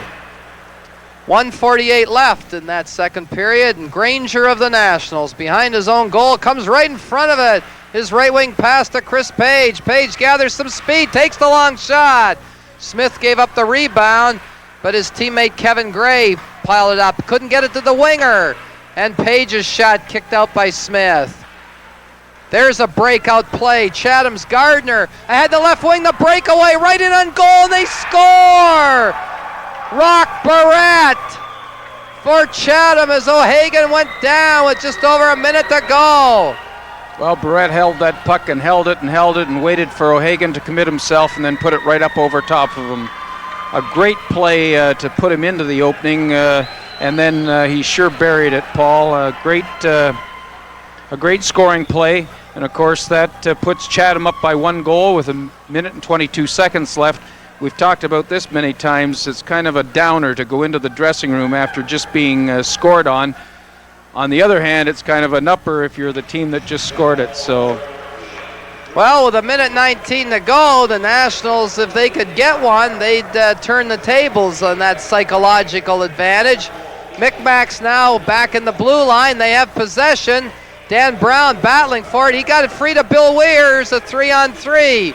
LaHaye to Weir. Weir cranks up the shot. Look at that glove hand of Smith there. Rapier-like fashion. It snaked out. And he made the save. Took the words right out of my mouth. Yeah, that was a great save. I'm sure if we had this on slow motion, though, you'd find that it wasn't, it was probably made a little better than what it really was. Goaltenders have a tendency to do that. Well, I noticed years ago when you played in the Intercity League out there at the Lambeth Arena, you sure used to parlay your talent to the full. Here's Dan Brown moving in, and his shot looked like it hit the goalpost. Brown closes in, and the net is dislodged there. The puck is in it, but it won't count. Oh, there's a little truculence over in the side. Linesmen move in quickly, earning their $75 a game. 53 seconds left to go in this second period. We sure hope you people will enjoy this Junior B game here that McLean Hunter is presenting to you. Our thanks up here in the booth to Kristen and Mike and all the camera people. It's their technical expertise that makes these telecasts possible. Jerry and I have a lot easier job just talking about it than they do making that equipment work.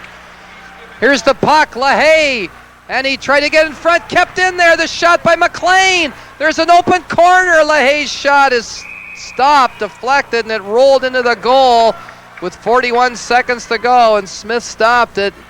Nationals aren't going, though they don't want to go into that dressing room a goal down, Jerry. They're really fighting to come back and equalize. Well, and Smith has made 2 or 3 excellent saves in the last minute and a half here, Paul. Wonderful saves. One super glove save, another stick save that was miraculous. He almost did the splits to the stick side, and then corralled that loose puck in front of the net there. Well, Brown couldn't keep that one in. And Chatham tries to break away. McLean ties up his man, Sean Gabriel there. McLean with the puck. It's tipped away from him. Here's Pedinelli over the line. Pedinelli and Gabriel trying to get something going here, but Dan Brown rode Pedinelli off the puck. Bill Weir takes over. I don't know if he's got time for a rush here. About 18 seconds. He's dipsy-doodling. The veteran Weir floating around player after player. Then finally, he floated around so many he ran out of gas, and he got bodied into the boards. Here's Weir again with 5 seconds. He's going to crank her up. Bounces wide, and that's how the period will end. And it does end that way with a 3-2 Chatham lead. And I'll tell you, Jerry, we're full value for the game the way it is here. Plenty of excitement. The intensity picked up in that second period, and the Nationals have shown here they may have clinched first place in their division, but they're not going to just float in on their laurels. They're going to give this Chatham team a real game.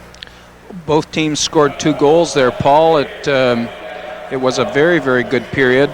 Again, we saw the tide sort of change midway through. Edmundston scored on a breakaway, and then shortly thereafter they had a power play. They tied it up. If this is going down, like you said before, most of the games we've done here have ended up in overtime, and this certainly looks like it has the potential to do that as well. Well, it certainly does. So we go to the end of the second period. Chatham 3 on goals by Etherington, Corristine, and Rock Barrett. And the London Nationals 2 on goals by Mark Edmondson and Chris Page. So stay tuned and rejoin Jerry Mabry and I for the exciting third period in just a few minutes.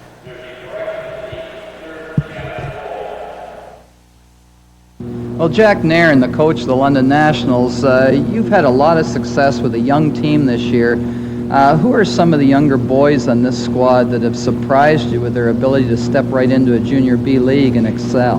Well, you know, you've got a lot of them really. You can't really name names because they've all come up and played real well, and there's 4 of them off the Bantam Club there that have come up, and they're certainly going to be high in the draft next year, and they're just improving every game, and it's great to see. Now, that brings up the midget draft for the OHL, and that brings up the topic of scouts, and it brings up the topic of your role as a coach. Do you ever get involved in the screening of players from agents or from scouts and that sort of thing, or is your role totally outside that arena? Oh no, they come and they ask you the kid's attitude. The hockey players got to have good attitudes, and if they have good attitudes, they like to hear that. And you know, usually you give them a good recommendation because they're all good kids, or they wouldn't be here. And they always ask you what you think of the hockey player. And now, when you take a team on the road, I've often heard the saying that the real players are the ones that will play on the road. Why does it make a difference? The fans are outside the boards. The hockey game is played on the ice, not outside the boards. Why is it more difficult to play in an opposing team's arena as opposed to being the home team? Well, I don't think it's so much as the fans as being used to the ice surface itself and the boards, especially for a goaltender. It's tough in a strange rink, especially if they have quick boards, to get used to how the boards are going to react to pucks that are shot in and rebounds. And I think it's more or less just the general arena itself than the fans. Now, one thing about this team, I feel we've done work with the Diamonds, who are now, of course, the Nationals, for about 3 or 4 years here. I think this team is one that is noted more as a skating team as opposed to a checking and hitting team. Is this attributed to some of the drills or some of the development that you personally have done with these boys, or were they gifted that way when they came to you? No, well, most of them are gifted that way when they came, but we personally like a skating club because they don't count the hits, you know, at the end of the game. They count the goals, and if you got a team that can skate, you can outskate the bumps, you know, and as long as they got the old heart, that's the name of the game, have heart and the will to win, and we certainly have that in our hockey club. Now, when you look ahead to the rest of the season, you don't have to cross over, General Manager Fred Shell was telling us, until the final series. That must be a plus for you, because only one team out of the strong Windsor, Sarnia, Chatham triangle can come out of the other division. And you pretty well, is it fair to say you pretty well have your way with this division? Oh, definitely not, Paul. We got a lot of work to do. You know, there's 3 clubs right behind us, and any of them can knock anybody off in a given night.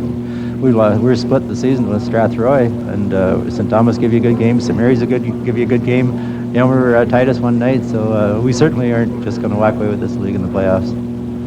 Well, you know, Jack, the thing about drills, that brings up something to a fan like myself, who's sort of a industrial league player and a real fan and a broadcaster. What are some of the most important technical aspects of the game of hockey that you can do with boys this age? Well, the biggest thing is play the positions and be ready for when the puck comes to you. And if you play your positions, the puck comes to you, you know where the other players know where you're going to be. And it's a matter of moving the puck when you get the chance, move to the head man, and defense play for defense, and the forwards play their positions. And that's what we try to stress on the players. Well, we think that it's a real advantage for the London Nationals to have you as the coach. You had remarkable success in Stratford and, you know, success as a player with the Lucan Ilderton Jets. And I have a lot of confidence in your ability to lead, and I certainly wish you guys the best of luck the rest of the year. We're going to enjoy covering your games. We look forward to that. Well, thanks, Paul, but there's I always tell our guys and the fans, there's 3 H's when you win a championship. You got to be happy, healthy, and hungry, and, you know, they all work together. Mark Edmondson's our guest now, and Mark and I were just chatting before we came on air about the experience playing with the Nationals and with a coach like Jack Nairn. Maybe you could sort of give the fans some insight as a young player just coming into this level. What style of coaching does Jack Nairn have, and how do you find it as a rookie player in Junior B? Well, it's sort of an open relationship between all the players and the coach, and he emphasizes fun in the game and just the basics, and just, I guess, what you've learned before. Just it's a lot faster and a lot harder hitting game.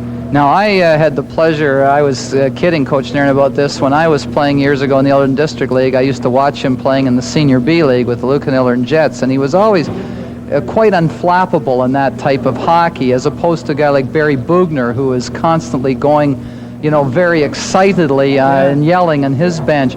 Do you find it still the same that Coach Nairn is pretty quiet on the bench, doesn't get excited easily? Yeah, it's good. I like that. But, it's good when he takes you down and tells you, what you've done wrong and your mistakes, and he explains how to do it better.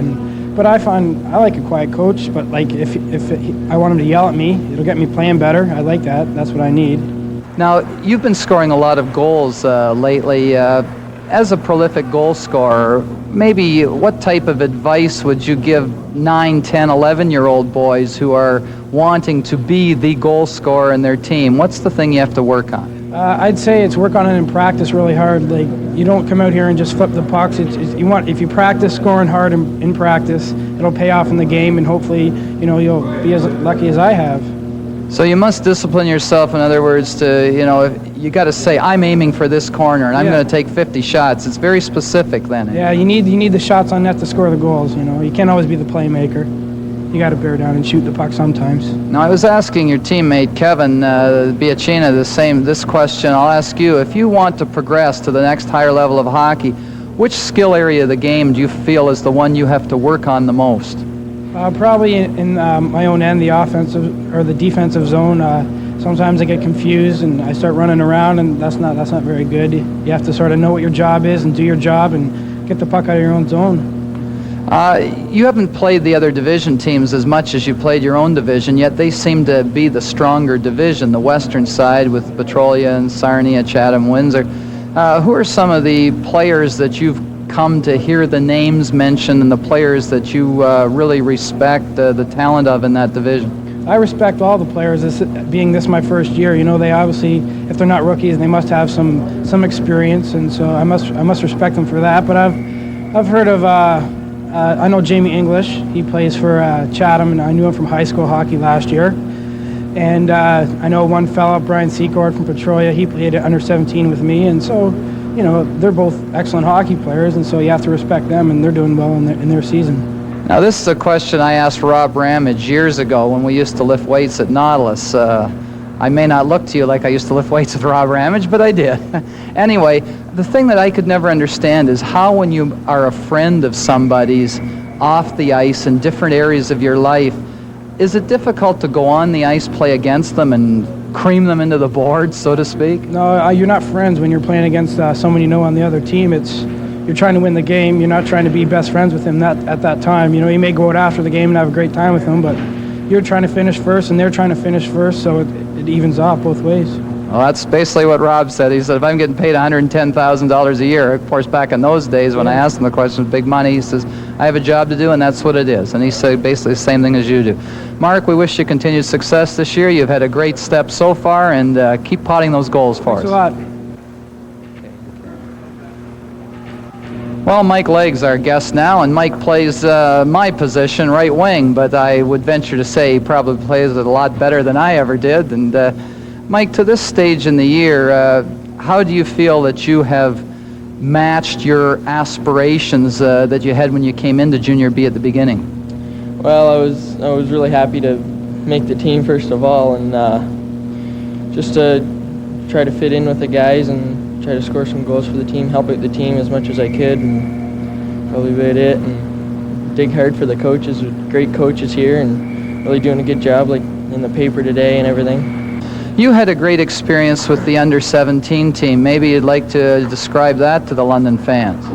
Oh, the under-17 experience was unbelievable. We won the gold, and excellent coaching down there as well. And we had Quebec in the final, and we were losing 3-1 going into the third period, and we all just combined together and came back with 3 goals and won. Played with Barry Moore, and he plays for Sudbury Wolves right now, and he scored 3 in his hometown arena, which was amazing. I was so happy for him. It's just great playing with him and Eric Manlow from the Kitchener Rangers. Now, you had also the pleasure, as I did, of watching a young fellow who played for the Diamonds last year, which is your team this year, Trevor Galland, who's doing quite well in Junior A. Were you surprised that he has done as well as he has as a rookie in the OHL? Oh, definitely not. He's unbelievable with the puck, and he's heads-up hockey all the time. Really smart, loves to play the game. Just unbelievable.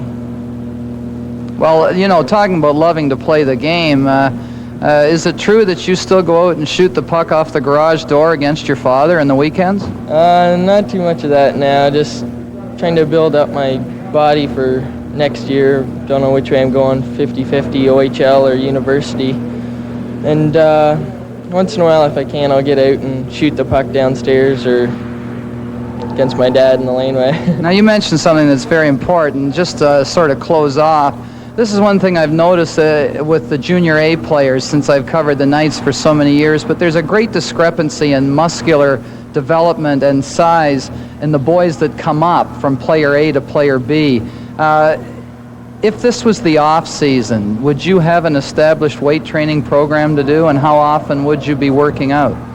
Yeah, I'm gonna get on a weight training program for this year. I'll probably get it from Western or Dak Thomas, high school coach at Westminster. He's great to me, and I think he'd like to help me out, and I'd love him to, and it would be excellent. I just gotta build up a little bit and get a little faster and hopefully continue on. Well, I'll tell you, that weight room at Westminster is always open, and Jack Foote has the key to it. And, you know, for a guy over 55, that Jack Foote's a tremendous physical specimen, too. And, Mike, we appreciate you being our guest. We wish you and the Nationals continued good luck, and keep potting those goals. And I'm going to put in a little plug for the OHL because I know they have an educational program, too. So I hope you'll look at that option. I hope I see you in the OHL in a couple of years. All right, thanks a lot.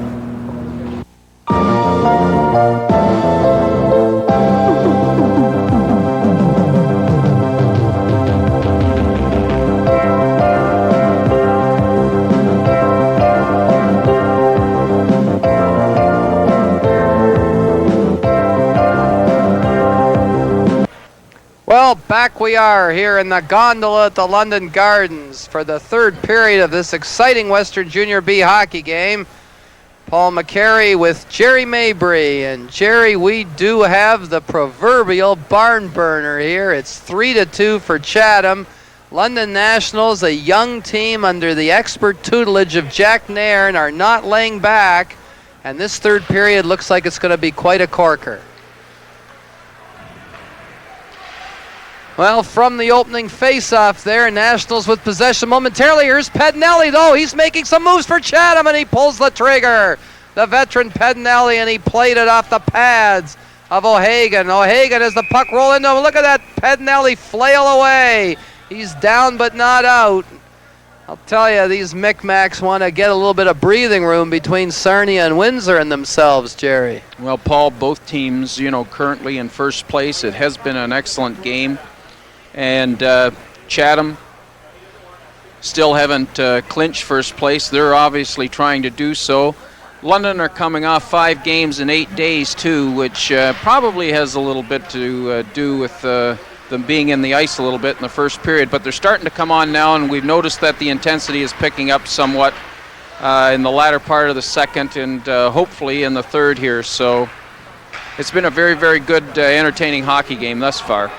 Oh, Greg McLean, he made a nice pass over to Dan Brown, and Dan Brown's relay up on the left wing to Shane LaHaye, and he was hauled down there and blatantly interfered with, but the referee, again, he seems to be following what we espoused as the Wilsian ethic. If it's not manslaughter, you're not going to call it. Well, that referee is a young fellow by the name of Mr. Whaley, and his father, Reg Whaley, was a wonderful hockey player that played for the old Guelph Royals or Guelph Biltmores back in those days, and he's probably been told by his dad that to let the kids play hockey, and he's letting them do it. Anything that's minor, he's letting go and letting them play hockey.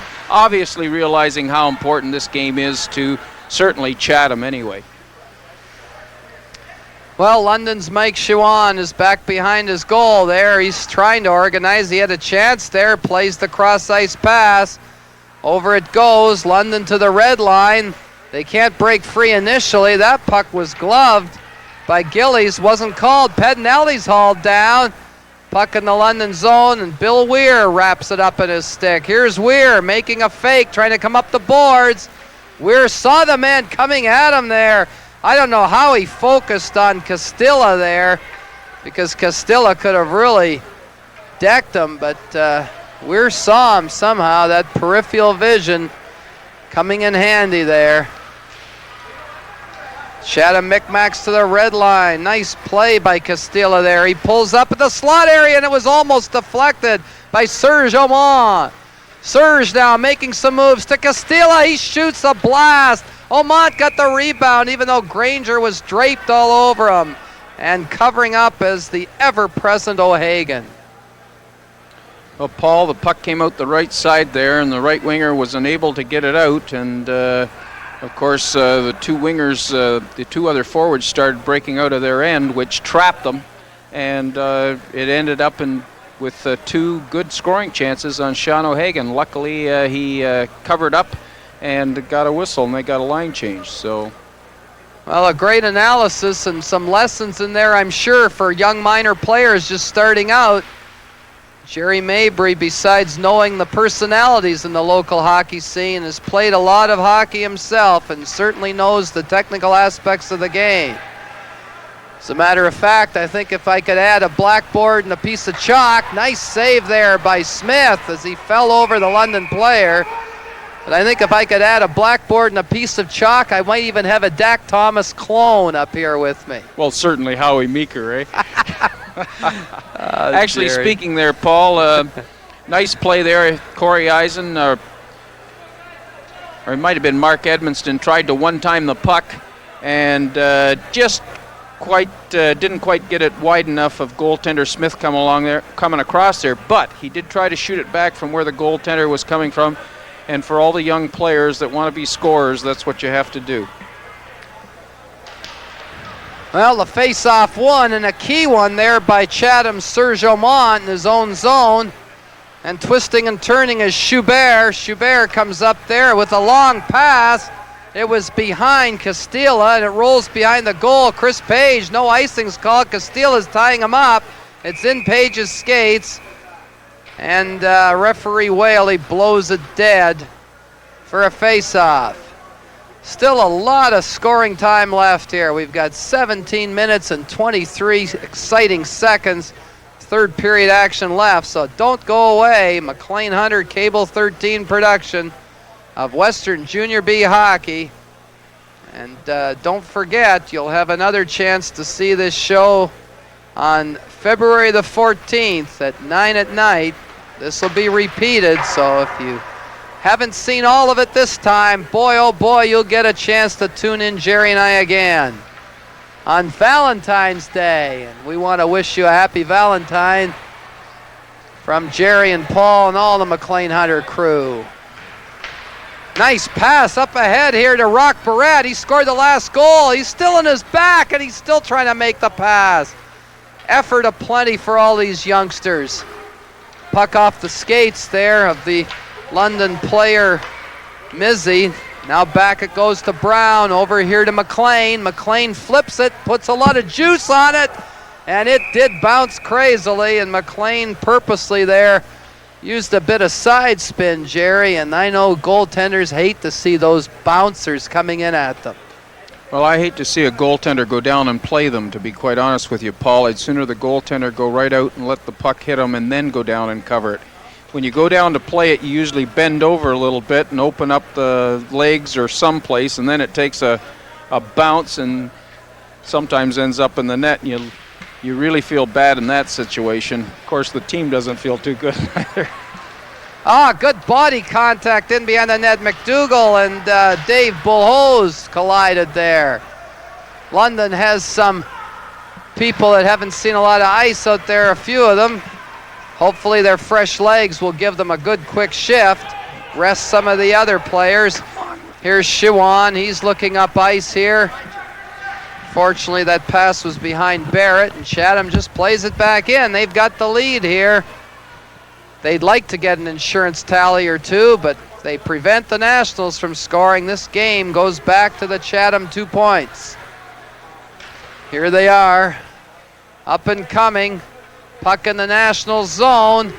Play over in the side. It's going all the way down the ice. It's called for icing, and with that icing, Jerry, you've got a gentleman with you who's part and parcel of this Nationals team and a man we've had the opportunity to joke with and talk with for many years. Introduce us to your guest. Well, Paul, I have owner Kent Phipps here. And Kent, what a tremendous turnabout this year. You must be really pleased with what's happened on the ice. Oh, we're really excited. The kids are playing so well, and everybody's working together. And, you know, we've come together finally after 3 years. We've put a lot of time and effort into it, and yeah, we are. We're really excited and pretty enthused about where we're going to finish this year. Ken, it makes it all worthwhile then, all the effort that you put into it back over those years and some of the pains that you went through. What do you think has been, what really has been the formula for success this year? Well, I think, again, we've got all the local kids coming up over the last 2 or 3 years. We've pushed for that. Billy Weir's come back. A lot of kids decided to go the college route, and they've stayed with us. And Fred Schell has done a great job as a GM, and Jack Nairn has done a good job coaching, and it's just a solid effort from everybody. It's just good enthusiasm. We're really excited. It's just great. I understand too that obviously there's been a lot more fans in the building this year. Yeah, we've worked really hard at that. Gordon Knowles and our vice president, Don Nicholson, they've called a lot of people and sent out tickets, and yeah, it's worked really well. But you're going to get people in the building when we continue to play like this, and if we challenge for top spot, well, we've clinched it now, but when we get into the playoffs, if we do well, we'll get more people out. Well, I know that, and again, we urge everybody to come out here certainly before the season's over and get a taste of this, but if they can't make it then, get out here for the playoffs. It ought to be really close this year. Yeah, it should be really exciting. And to you guys, we've kind of missed you. It's a little later on this year before you got out, but we're glad to have you here, and you've been a great support as well. So I hope we do get into the playoffs, and I hope you'll come out then, and maybe we'll have some final games to televise as well. Well, Kent, thanks very much for being with us. Thank you. Well, as Kent Phibbs leaves us there, and it was great of him to come up and spend some time with Jerry. And he has certainly been the key to this. Here's Pedinelli breaking in for Chatham. He pulls the string. Oh, what a save by O'Hagan just in time. That was highway Jerry. robbery. What a great save. He didn't beat him like a rented mule. Well, there's another good point for would-be scorers. When you get a chance and you got a goaltender down, you put it through the net. Don't try and just mumbly peg it in, because those goaltenders will snake that hand out there and take that puck away from you so quick, as we just saw there. What a great save by Sean O'Hagan. Hey, that keeps this game close. Ah, it keeps it tremendously entertaining too. And the move by Pedinelli was out of this world, but I don't know what that word was you used to describe his shot, and I bet you couldn't duplicate it again either, but he did make the mistake of the finesse instead of the power. Toppling stick handling, Leg gives it back to him. Top handling, there's a new one, Toppling stick handling. Change your name, it's too hard to pronounce. Back to the point it goes. Shiwan made a nice move there. Can he set somebody up? Got it over here to Leg drags it. And then he lost control in the backhand of his stick. And Pedinelli, that guy's seen so much ice. Chatham put a man over the boards, and he was almost too many men on the ice. But he came back in before he got both legs over. Very, very entertaining, excellent hockey game here. Two fast skating, well-coached teams. And that's why they're in first place in their respective divisions. Chatham, of course, as Jerry and I have alluded to, have a little bit more opposition on that other side.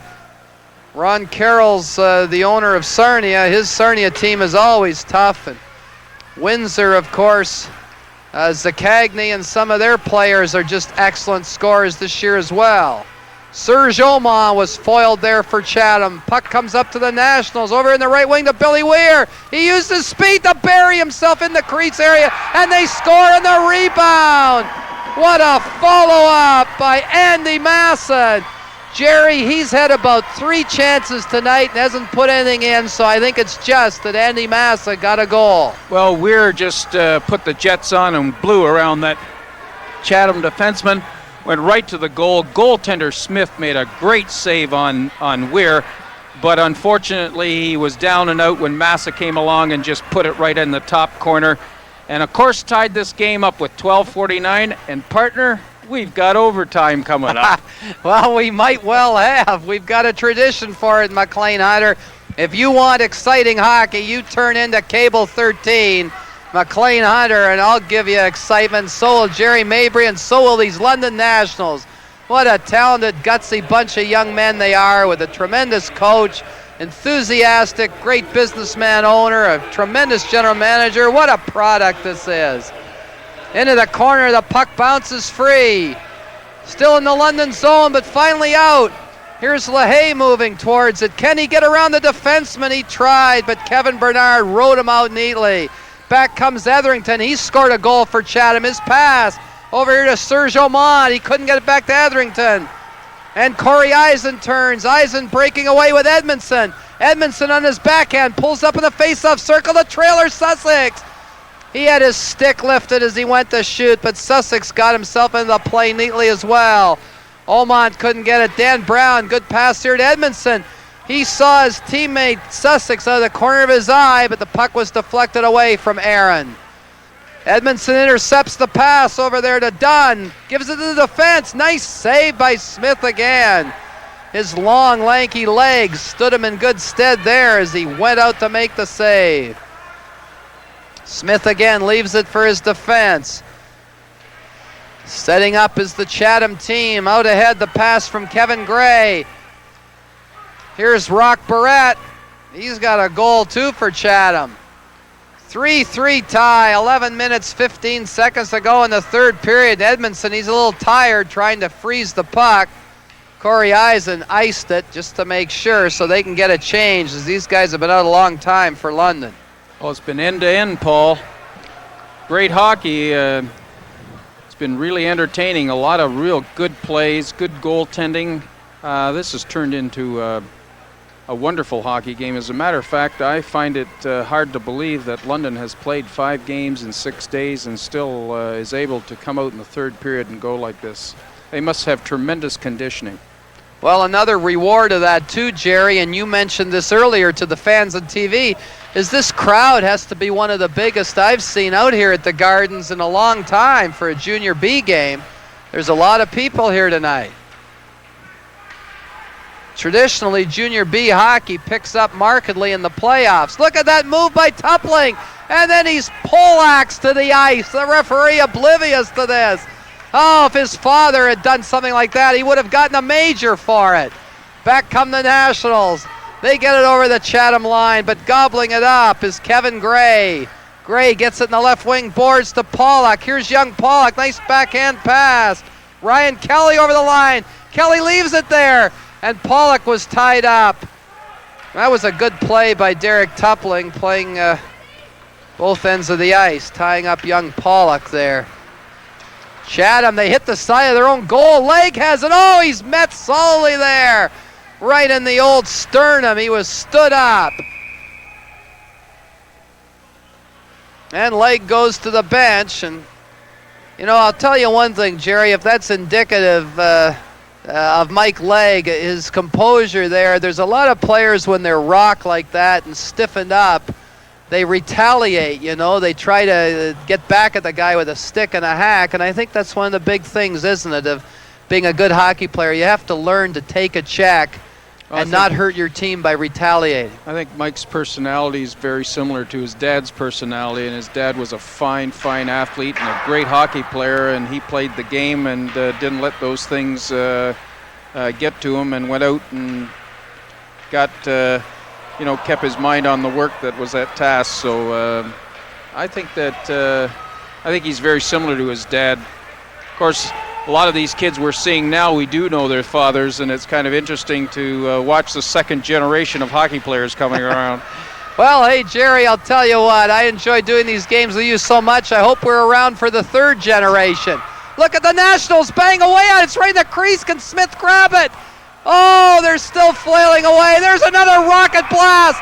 It's in the net, but will it count? The net was off the moorings. Oh, did he blow the whistle before? What's he going to call here? No, it was off the, I'm sure they can't call it. The net definitely was off, Paul. What a shot, though, from the defense, Jerry. Like, it's difficult enough to hit the net when it's square on you, but the guy hit a sideways net there. What a shot. Tremendous accuracy. I think Fred Schell in the booth next to us is saying it was his shot that knocked the net off the moorings. No, Fred's just getting more gray hair all the time, Paul. Well, one thing, he's lucky he's getting more hair, Jerry. I have a tendency to get less hair. I wish I could find out how he does it. Well, the Nationals have really come on, Paul.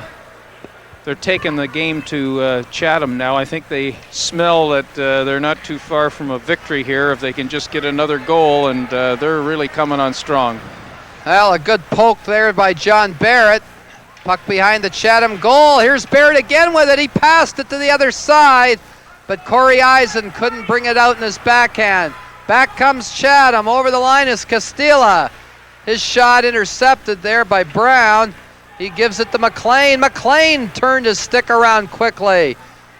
And now London's Eisen starts away. His pass was deflected back by Barrett.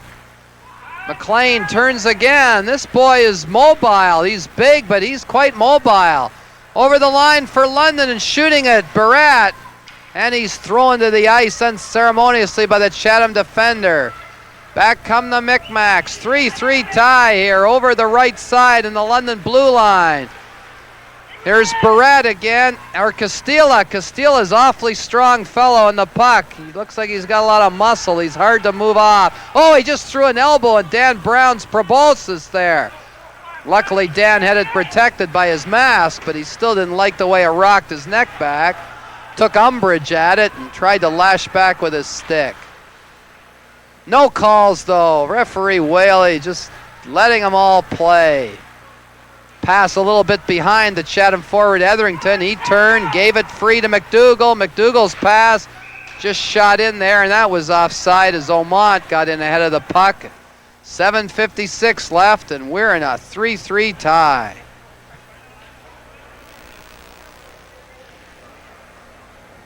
So far, Jerry, in spite of the need of Chatham to win the game and the intensity that the game's now being played at, we haven't had many penalties, and we haven't had any outbreaks of truculence. That's a good sign. Well, actually, Paul, I think referee Whaley's done a nice job letting the kids play. He hasn't called anything. There's been a lot of things that he might have called, but he hasn't called them. He's let them play. But I guarantee you, if there's something that affects a scoring play, he'll be forced to call it, and he will. But this open ice or neutral ice clutch and grabbing or hooking, he's not going to let that be called unless it affects a scoring play. Oh, Legg intercepts a pass. He keeps it in. His pass in turn on the backhand is Brulot. Couldn't get it to Legg there, and Chatham comes back. Dan Gardner looking over on the right wing. They say it's okay. It looked close to offside to us from up here in the press box. Puck rolls down here to Legg. Legg tries to gather some speed. He got over the line, but Brian Dunn overtook him and interfered with the play, and then he iced it down the London zone. But one thing I've noticed, Paul, about both teams is that the wingers are coming back a lot better in the last period here than they were in the first two periods. So obviously the coaches between the second and third period have stressed the importance of the wingers getting back to help the defensemen. We had a lot of 3-on-2s and 2-on-1 situations in those first two periods. We haven't seen that so much in the third period. Well, we again urge you to come out on the night of the 17th and see the London team play. Now, they'll be playing before that, of course, but that'll be our next McLean Hunter game against Petrolia. And the Petrolia team, the Petrolia Jets, have some players that are ranked too for the major draft. A fellow named Brian Secord is rated in the 3rd round, and another one, Nate Sewell, is rated in the 8th round. So you have to come out and check out these Petrolia guys, and I guarantee you'll run into a lot of OHL and maybe even a couple of NHL scouts at that game. Chatham trying to get free here. Jerry Lane Schubert is being really bothered in there, and I think he's finally given up trying to get it free. He's just trying to freeze it. And Weir is trying to work it free and can't do it. Every time I think of Petrolia, I think of Verbeek and Hunter country. And the first oil well in Canada down around there, around Oil Springs. Yeah, I see Pat Are they noted Verbeek. necessarily in that order? That's right. I see Pat Verbeek again. The poor guy seems to be a harbinger of bad luck. He had that accident himself where he almost lost his thumb, I believe, in a farm accident, and then his family home burned down just recently. Yeah, it was funny. I was just talking to his father in Sarnia about a week before that, and at a hockey tournament that both our boys were playing in, and he was saying that the young one that he has coming up is better than Pat was at this time. So we've got another Verbeek on the way. Well, he'll probably play with the same demeanor, too, I'll tell you. And if Petrolia, Ontario has a twin city, it must be out in Alberta where the Sutters come from, because you take the Verbeeks and the Hunters together and play them against the 6 Sutters, that would be one heck of a hockey game. Yeah, actually, there's been a lot of brothers in the NHL. I don't know who would hold the scoring titles of all those brothers. I probably the scoring titles held by the Hulls, wouldn't it? I don't know. Very good question. Due to the number of games played, I think they'd be ahead of the Richards, but with Henri and Maurice, they'd have a lot of goals in their career too, because it spanned many years. We go back to the Bentleys, and there's been a number of brother combinations. Probably if we went just family, though, the Hulls would have it. It's possible. Especially the way that young one is putting them in now. Well, in a few years they will, without a doubt, if they don't already. I think we'd have to ask London's press demigod, Mr. Jim Cressman, a man with some of the loudest ties in his stable of clothes that I've ever seen, but I'm sure he'd be able to furnish us with the answer. So with 5:50 to go, the London Nationals, McLean made the pass to the left wing. Now there was a good play by Shane LaHaye as he came to the puck instead of waiting for it. Looked like he was speared or hooked a little bit there. Boy, thrown to the ice. I'm really impressed with Greg McLean. He just lugged that puck out of there. When you consider how young he is and how big he is, boy, he's awfully mobile. Then, on top of that, he's a right-handed shot. And like our intermission guest said, those are very hard to find. Well, from what you're telling me, Jerry, I guess we may not see Mr. McLean playing here next year then, if his talent is so monumentous. Here's the Nationals trying to get in front. Look at that effort by Andy Massa as he's like a shark sensing blood. He thirsts for more goals. He almost had his second there. Well, the goaltender made a fine save there too. Paul, again, going across in front of the net, shot back. This goaltender's so big, he can drag that leg and cover that far post that he's coming from. You know, more and more, the NHL's going for bigger goaltenders. I think for a number of reasons. Obviously, they're bigger and they take up more displacement in the net. But also, I think they have to be bigger and stronger in order to endure the 80 games and the way everybody's running them and what have you. It's getting so it's a tough position. There's almost as much contact in goal anymore as there is anywhere else. Well, Mike Legg held off shooting there because the defenseman went down in front of him and he didn't want to risk the deflection. Now London coming out of the corner is Tupling. His shot was blocked partially. Tupling's backhander is going to bounce to Legg. Legg avoided the defenseman, got in behind the net, tried to center it. One hands it out in front of the net again. Dan Brown kept it in momentarily, but Chatham's Rock Barrett got it and shot it to the London blue line. Now McLean, he didn't get much on that backhander. Legg comes back to cover for him. Legg starts away again. Legg makes a move, goes past two guys, can't beat the third. Toppling the Legg. Oh, that's close, linesman. That's really close. That linesman's name's Belling, and I think he'd better get his bell rung fast there, because that looked, oh, Jerry, I don't know. Well, we're right on the line here, and that was either way. You're such a diplomat, you know. The only thing I think that you exceed in diplomacy is your ability to dress yourself.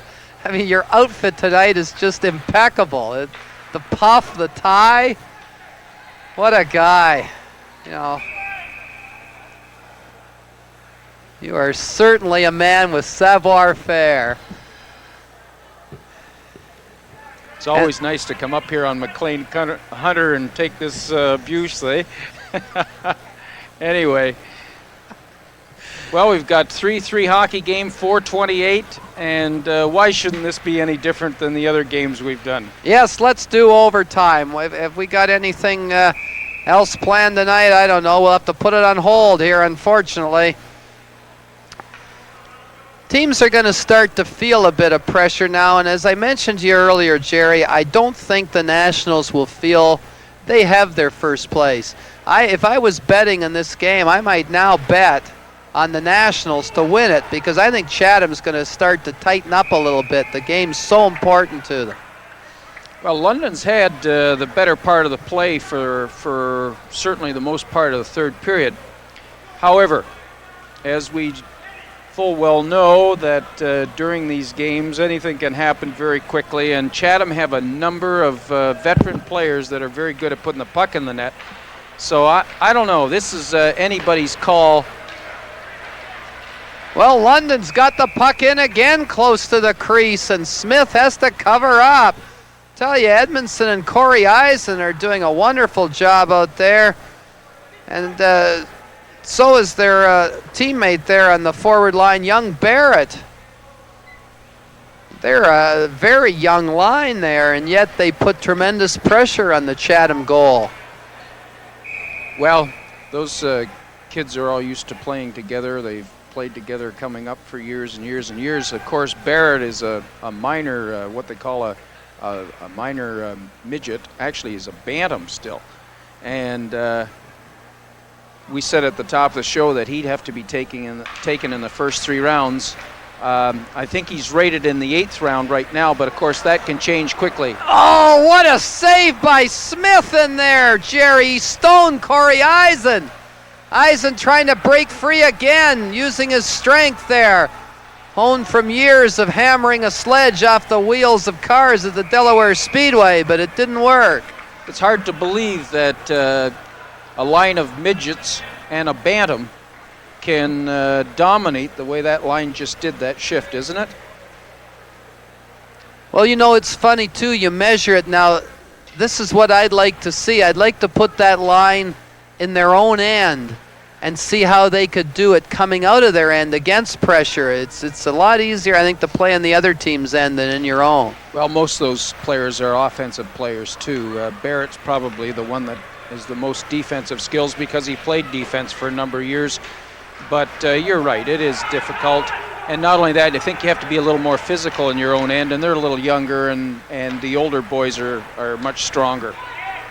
Well, Chris Page for London plays it off the boards. Good tip pass by Andy Massa. Bill Weir couldn't break free. Back for Chatham, and the backhand pass there was Castilla. It didn't go anywhere. Chatham's offside.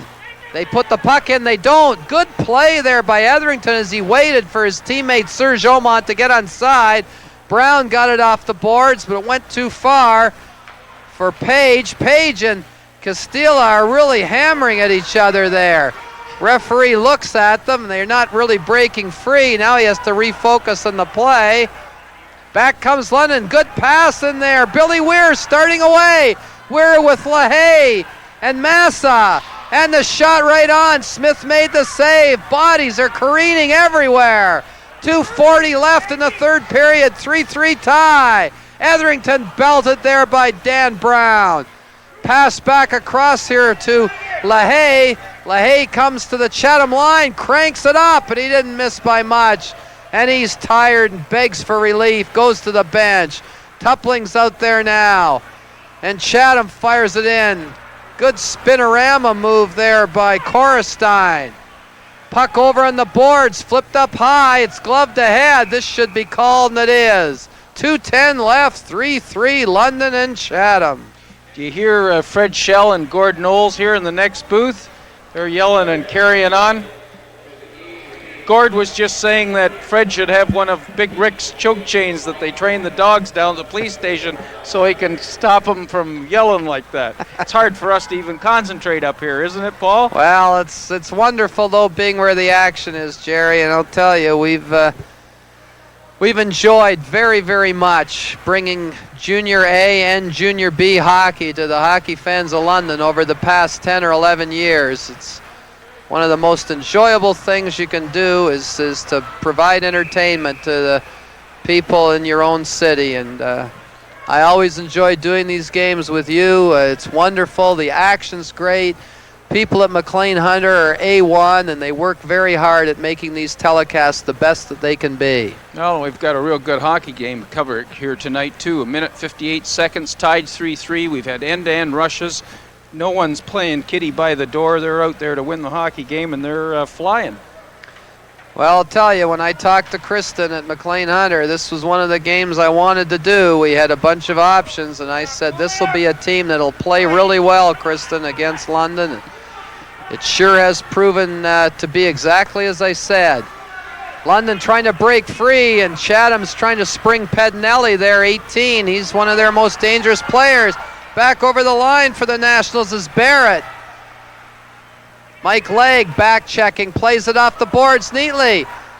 Oh, London couldn't get it in the stick of Dan Gillies. He had to reach back. Legg tried to stop it with his shoulder at the line, couldn't do it. Here comes Korestein. Korestein winds up, it's into the crowd. Bounces high over into the catwalk area, and some lucky fan grovels for a souvenir. Well, the fans have certainly got their money's worth tonight, Paul. No one's leaving. No, I'll tell you, they don't want to. This is just far too exciting a game, far too entertaining. We've had a lot of people up here asking us when it's being telecast, and it's going to be aired twice. And I think the fans that are here tonight are going to watch it on TV as well.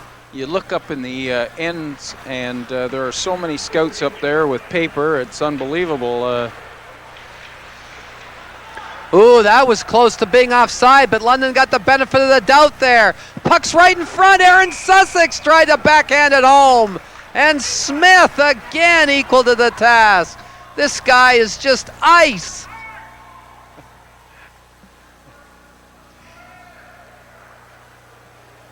Well, we haven't seen quite as much of O'Hagan in this latter part of this game. As you say, the Nationals have seemed to take the momentum and are really peppering Smith.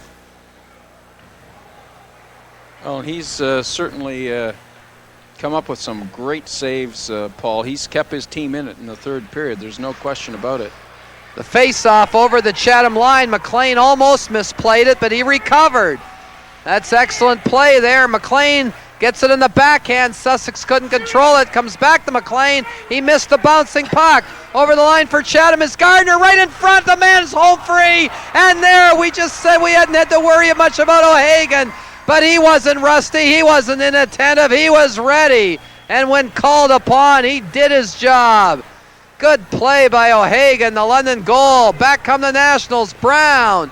He tried to hit Sussex with the pass, couldn't do it. Puck bounces to Edmondson. Nice play back to Brown there. Brown holds it, got it ahead. Sussex is offside there on the deflection, unfortunately. And 17 seconds, Big John Havlicek of the Celtics number. 17 seconds left in this third period, and I think we are going to go to overtime. Well, listen, Paul, Sean O'Hagan just made the save of the game, or this game would have been over with a 4-3 victory for Chatham. He stacked the pads and slid across, made a wonderful save. Well, it's almost prophetic, Jerry, how we seem to know where the key players are going to come from. We talk about them, and a few seconds later, they're in the game, and they're called upon to make the vital play. Well, Fred Shell just about jumped out of the booth on that one, but Gordon Old grabbed him just as he was going over the top. Well, here we go, off the boards and out near the center ice area. The countdown has begun. 8, 7, 6, 5, 4. And London's going to have a last shot, maybe. Oh, and the player couldn't get set over there. It looks like Bill Weir, and he's bonking his head to the ice like he's in the World Wrestling Federation. He had a chance and couldn't make it count. And we've got OT again. Seems like every game we do with the London Nationals, it turns into OT.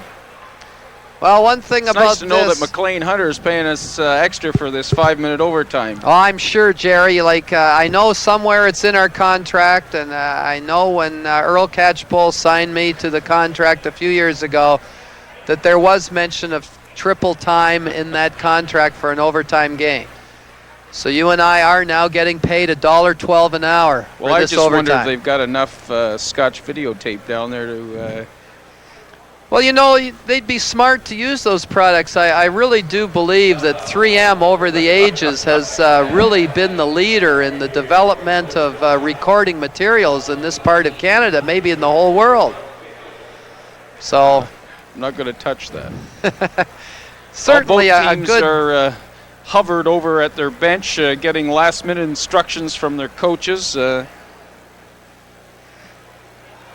You know, one thing, Jerry, that I think helps, now I'm looking also at the Chatham bench, their coaches are very calm. I know Jack Nairn is usually the epitome of, you know, the calm coach who doesn't let things excite him externally. Just the opposite would be coaches like Barry Bugner and Brian Abbey. Now, you as a player, which of the type of coaches would you prefer having you there leading you into an overtime? Paul, I've played for so many different coaches with different personalities. There were guys that could get you to play by telling you that you're playing very, very well. There are guys that could get you to play by telling you weren't playing very well and giving you what for every time you came off the ice or near the bench.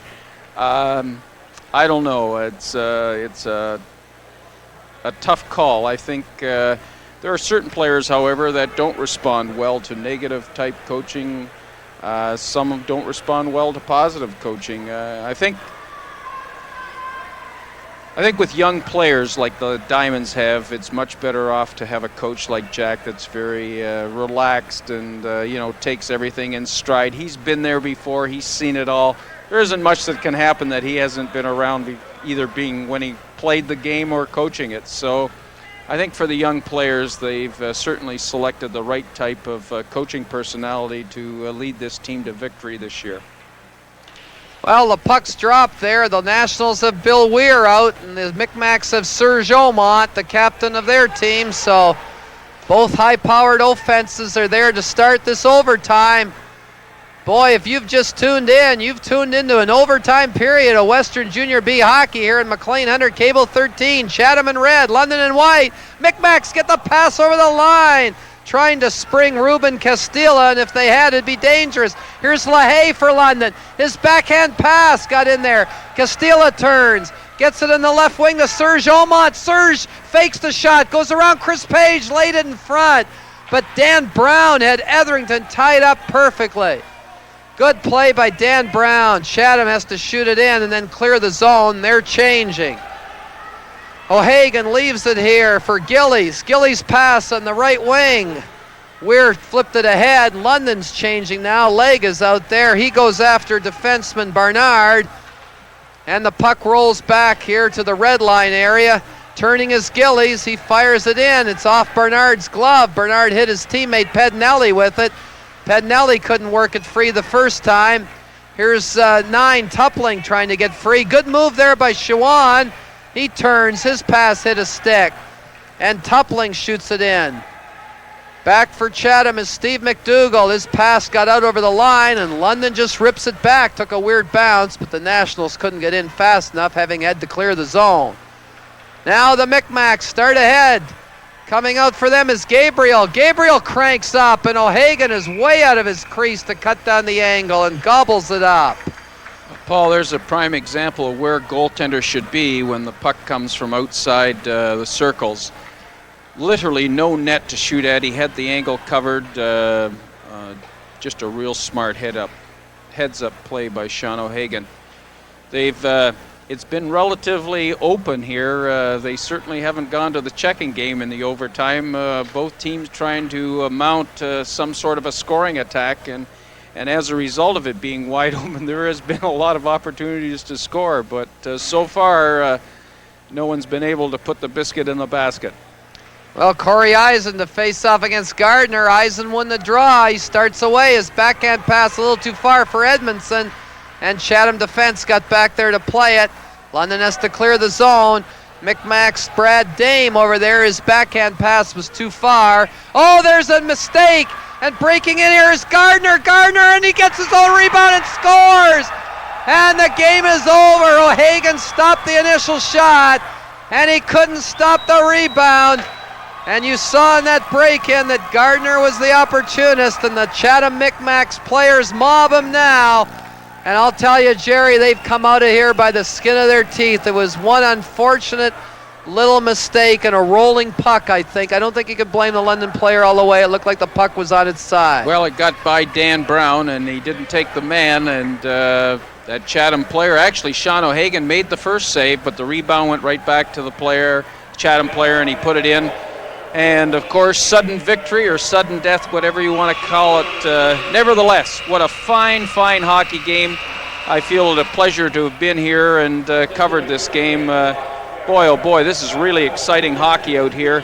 We're very fortunate in London this year. We've got two teams playing extraordinarily well, both the Nationals and the Knights. And let's urge all these hockey fans to get out and support these teams. Boy, this is wonderful. Well, I totally agree with you, Jerry. It was a marvelous game tonight. It's too bad that one team had to lose because they both played like winners tonight. And I'm sure both of them will be heard from in the playoffs in the future. London Nationals have to be careful here. They won their own division by such a wide margin. I think there's always a danger of taking some of these teams like St. Thomas and Strathroy too lightly. And I think they have to be careful in their own division. I guarantee you, with a coach like Jack Nairn, who has had many teams up in Stratford go all the way and who have won titles long before the end of the season, he won't let that happen. You heard it here first. Well, I certainly hope you're right, because the Nationals have the talent this year to go far if they don't let up and if they don't get too cocky and start reading their own press clippings too soon. We've seen a lot of good teams knocked off early because they thought all they had to do was show up at the rink. But if London Nationals continue to play like they did tonight, they will be a force in this Western Junior B Hockey League. And the Chathams, the Sarnias, and the Windsors and the other division, they'd better watch out. Well, on behalf of all the McLean Hunter crew, Kristen and Mike in the truck, and all the camera people who've worked so hard here tonight, Jerry Mabry, Paul McCary bidding you good night and good hockey.